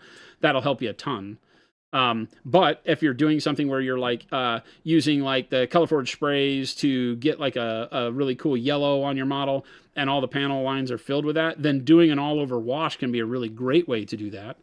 And then you just need to make sure you do that somewhere where you've done your midtones and your first highlights, then do the wash, and then you can just go back and re-highlight the model and you get your contrast back. That'll keep it sped up and let you panel line and everything all at the same time. So here's a question, going back to Chai Cat's question. So I struggle with application. I understand concept-wise how to layer, but I feel like I can't get my hands and the brush to do what I know I need to do, and to understand how to apply just the right amount of paint to get contrast and lighting. I know it's a mileage thing. Can you pull this up on the screen? I'm having a hard time following. Yeah, sorry. This is a long one. It was a while back here. Here we go. This one. Chai Cat, I struggle with application. I understand concept-wise how to layer, but I feel like I can't get my hands in the brush to do what I need to do, and I understand how to apply just the right amount of paint to get contrast and lighting. And then going back to it, I asked, can you be a little bit more specific? Not really. I just think in general, I'm trying to fail, repeat, trying to expand to new how to push skills. through that feeling like I can't get anything to work. Trust me, I really know this feeling. And I think that if we're talking specifically about layering color and finding a happiness in moving from bright to dark and contrast and volumes and all of that stuff, that I think it's easier to not worry about smoothness of your blend first. Throw that to the curb, right? Smooth blends are a hand-eye coordination, know the tool, technique thing. The other, right, if you just do the banding, right, I always pull the Thanos model out, right, because you can paint, this guy has no blends on him, right? And so when we do stuff like this, you can know that, I can get really good volumes and contrast and non-metallic metal and all that stuff and never blend a single color. Pop in real close on this guy. There's not a single blend there. Not one. Everything I did here was just done, people call this cell shading style. It's not really cell shading, but it's just that geometric shapes, the layering is just one color over the next with zero blending, right? And so you can do this, and if you focus, not that you want your models to all look like this. I'm not saying that you have to adopt this style and paint with it, but if you can use this as your practice spot so that you get comfortable with layering and finding your volumes from dark to mid-tone, right, and to highlight, and you just do that as a practice session, then all of a sudden you'll start to know where the colors go and how much of the color has to be in each location to pull off the visual you're looking for. Then that makes your layering easier. The one thing that's always difficult, I can sit here and tell you that you start with this color and then cover it 50% and then cover it 50% and then cover it 50%. But you first have to understand that 50% isn't always going to work. You know, when you're doing a Space Marine shoulder pad, maybe it's 75%, 60%, 40%, 20%. You have to get the understanding of where those brightnesses and values need to lie on that particular shape, whether it's a sphere or a cylinder or a pyramid or a cone. You have to kind of understand how much space you need for each color to pull off the look you're wanting. And doing the non-blended way helps that tremendously. And what will happen is that most of the time you'll wind up with the area being way too dark, and you'll have to start extending your brighter colors. And as you start learning how to push and pull darkness and brightness on the model, then the layering part and the smoothness of it is just learning the hand actions to blend the colors, right? Or mixing more colors in between. And I may be oversimplifying it or make it sound like, duh, I should get that, but I understand how hard that is. That's why I say I typically want to break it up into practice sessions you can do on a model that you don't necessarily have to care about, where you can start building volumes and doing what we call a value sketch, right? Do it in color, do it in black and white, do whatever you need to, but start finding a way to make it feel like the model has the volumes you want, the contrast you want, right? And then worry about blending later, right? Because like I showed you with the Thanos, right? You can get everything you need and never blend anything. Yeah. I mean, look at that guy. Yeah. This non-metallic gold on his shoulder, I really love this, right? And on the helmet and stuff. It works out really well, and there's no blends. So this is you getting a hang of where do my dark and bright colors have to go to pull off the look I want, and then you can go back and learn blending on it over time. I feel like that's a really good way to feel like you're pushing yourself and doing some really good progress, finding some successes, and you'll get it. At some point, the light bulb will go off. I don't know when, right? Because you have to play with that. But as you do that, then layering becomes then all the things you hear me say about layering kind of becomes second nature. It's like, okay, now I get it. Given that I know this much color has to go here and this much color has to go here, I can stage those in a way that gives me that blend. I can do the thin coat first and then the opaque coat after, and then the thin coat and opaque and thin and opaque and thin and opaque. And it makes sense, but you have to know where to put those colors first for it to actually get you to the finish line. Terrence says, do you feel like putting in your highlights after wash makes you repaint the whole model since the wash darkens the model so much? No. Good question. Because one of the things I didn't say is that you want to over brighten the model. Okay. One good way to look at this is to go watch my How to Paint Black Armor video on the lion. Antonio El Tigre. Right? This was a good example of that, because what we did here is we painted exactly like I'm talking about. I painted up from the Payne's gray with the purple base and all through the white blues and made this armor way too bright. Then I used the black wash mix and put it back over the top and then re-highlighted. What I have to do is in my brain, I have to go brighter and make the model look horrible, right? So it's like, it looks like a clown suit. Then you wash it, and the wash brings all the colors down to where you want them. Now you've done all that work at once. I painted it too bright on purpose, put the wash on it knowing the wash is going to bring it back down, and then you highlight it again to make the contrast pop, right? And so now that's how you get the black armor. That's the easiest way to do those kinds of things. And you can do it for any color. It's harder to do it on bright surfaces, obviously, because the wash is going to knock it down, but you still can. I don't know that that's exactly the way I would do white. A lot of times on white armor, you find yourself, if you want to do an all-over wash, you do your base coat, your mid-tone, your highlight, you put the wash, and then you have to do your mid-tone and your highlight again, because it might pull it down too much, and you can't go any brighter than white. So it depends on where you're trying to get on the scale of white as to how you pull that off. But there are certain situations where you're painting bright colors that, you have to paint not repaint the whole model, but paint the mid-tone and the highlight back. Great question. It's about that time. Great question. What? It's 4:00. You gotta be kidding me. We have not literally been here for 2 hours. Yes, we have. Chat, you don't know what a out-of-body experience this feels like. Like, I could have sworn that we still had like an hour left. Are you sure? It's 4 p.m. It really is. It is. Holy, time flies when you're having fun. I guess we did paint quite a bit of trim on this guy, though. You did do a lot of trim. It's a lot of silly... A lot of good questions, a lot of good trim. But, great questions. There you go. Terrence Watkins, that's genius. Yeah, it's just a way that I picked up over time of, I'm a lazy painter. So one of the things I'm very honest about is that I'm always trying to find a way to cut corners and have quality. And I'm a big proponent of you can have fast, good, and cheap, pick two, right? And fast and good are tough, right? Because in this stems from the, hey, you want me to do work for you, you can have fast, good, and cheap. Yeah. The cheap part is your time. What it costs you in time when we're painting. So, and effort and stress, let's call it that, right? So you can do fast and good, but it's going to be stressful, right? Because you're going to have to knuckle down and pay attention to nothing else and really, you know, freaking tunnel vision on what you're doing and have really high skill level. You know, but you can still pull off good, right? And I lean towards the good and cheap in terms of stress, right? I just tend to want to find things that feel lazy. How can I make this quality where I want it, but not have to spend 80 hours doing that, right? Because I'm already a slow painter.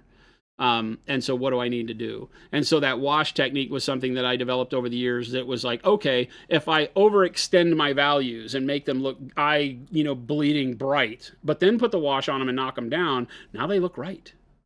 And then the biggest question is, what color do you put as a wash over it, and what does that do to your colors? Does it flatten your colors out? Do you lose too much vibrancy in doing the same thing? So you have to be careful there. But that's where glazing and being able to layer up to get it right comes in, so you don't have to do just a regular wash. But for what we're talking about in like army painting, washes work great for that. Nice. Hella John, great. I'm hoping that sets some lights off for you. Good stuff. Yeah, like I said, I'm always trying to find the way to create light bulbs going off for you guys and gals out in the chat. And you might hear me say how to do the same. People might ask the same question a million times. I might give you a million different answers because there's as many ways to paint as there are painters. You've got some way that you've done something and made it look really good that I've never even tried. I guarantee you. And so what we're really trying to do is not tell you how to do it, but give you some tools to put in your toolbox that you might bring about sometime and say, oh, that really worked well for me. You know, or hey, I did that thing you talked about, but I did it this way, and man, did it really turn out cool. I love it. Great. That's all I'm trying to do. Right? I dread telling you there is only one way to do a thing, right? Mm-hmm. There's some things you need to look for, values, volumes. Those things are going to win you a lot of pleasure and what's the right word? Value on your own scale, because you're going to love what you've worked and spent time on. So you need to follow some rules because that's the way our eyes work, right? Our eyes react to contrast. And so if you don't put contrast on your model, it's always going to be one of those, something's wrong. I like the colors, but I don't really know. We get a lot of that. So there are some simple rules to follow. But how you get to those rules being implemented, there's a myriad of ways. And so we'll just tackle it. If a lot of people might say, hey, I'm having a problem blending. Here's my problem. Well, the answer for blending for that person might be totally different than the answer for the person that says, I'm just not happy with the way I'm painting. Yeah. Right? So there's a ton of ways to approach the same situation. Don't feel like if you're having a hard time pulling something off that you're lost. There is a way to get there. Just keep pushing forward with it. Do you ever use hot water to uncurl the tip of a synthetic brush? No, because it has to be at a boiling level that reduces the tensile strength of the filament itself. So I would never boil or heat with a heat gun a filament, because it's going to make it brittle and it'll just bend and break after that. That dip it in boiling water to straighten it out does straighten it out, but you won't enjoy it. It might melt the tip together, which then it doesn't draw paint. It becomes like a painting with a toothpick. So now, once a synthetic curls, it typically, unless it really has a hook to it, right, a visible hook, because you've used it over a long time, maybe you have a very heavy hand. I always suggest to people, if you're very heavy-handed, you find your synthetics hooking miserably very quickly, then go to sables, right? Use natural or blended sable brushes. You'll get a lot more life out of them. And there's no problem with that. It's just that you probably have a heavier hand. Or, like we talk about a lot, right, is that I'm painting with sables lately, but I paint with synthetic brushes. And one of the things that I talk about with my synthetics is, to avoid the hook, is I'm constantly rotating the handle. Just real quick. Link the chasing the point, or chasing the, is it called chasing the point? Chasing the point. Link the chasing the point video. Go watch this video. This video is about how to keep a nice point and edge on your brushes. It also is the reason why my sables or my synthetics don't hook very quick. Because what I'm always doing is I paint and I flatten the brush out, right? Can you pop me in close? Mm-hmm. Right? I flatten the brush out like this, so it looks almost like a cat tongue brush, right? It doesn't have a point that direction, but this direction it has the sharpest point you're going to get. It's like a chisel, right? And so then I paint with this side when I need those fine lines, right? I can pull really nice fine lines, but as I do and I put pressure on it, eventually this side flattens out because I've been painting with it now for 4 or 5 brush strokes. And so now it's like this, and rotate it 90 degrees, and you find your point again. So you wind up doing this technique where you're always constantly painting in one direction until it flattens out, and then rather than pulling it back to the point, rotate it.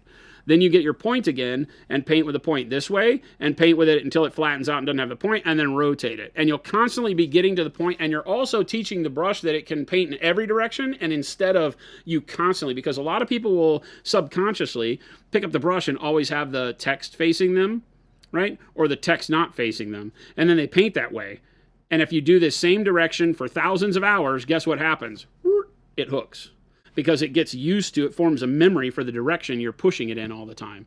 But if you're constantly rotating at 90 degrees to get to the point and then painting a couple of brush strokes and then rotating at 90 degrees to get back to the point and painting a couple of brush strokes and then rotating at 90 degrees to get back to the point, see how that works? Mm-hmm. Right? Now I'm overemphasizing it here, right? But that's the way it works. And now that tip won't form in a curl because it's constantly painting in one direction and then back against that direction and then in a different direction and back against that direction. You're constantly moving the tip and keeping it straight. So there you go. There you go. Sables tomorrow it is. Fantastic, November. You bend your synthetics like crazy. Well, maybe that could be the fix for your synthetics too, because I don't think that everybody that has a heavy hand should have to go out and spend more on sables. That feels bad. I have a heavy hand. I paint with my synthetics with a heavy hand a lot of times for base coats and stuff. I beat the crap out of the brush, right? But because I do that, it doesn't gain that same thing. What will happen is that with every brush, sables included, you will bust the tips off of the filaments over time if you have a heavy hand. So whereas the tip might not curl, what happens is it flattens out and starts looking like bedhead.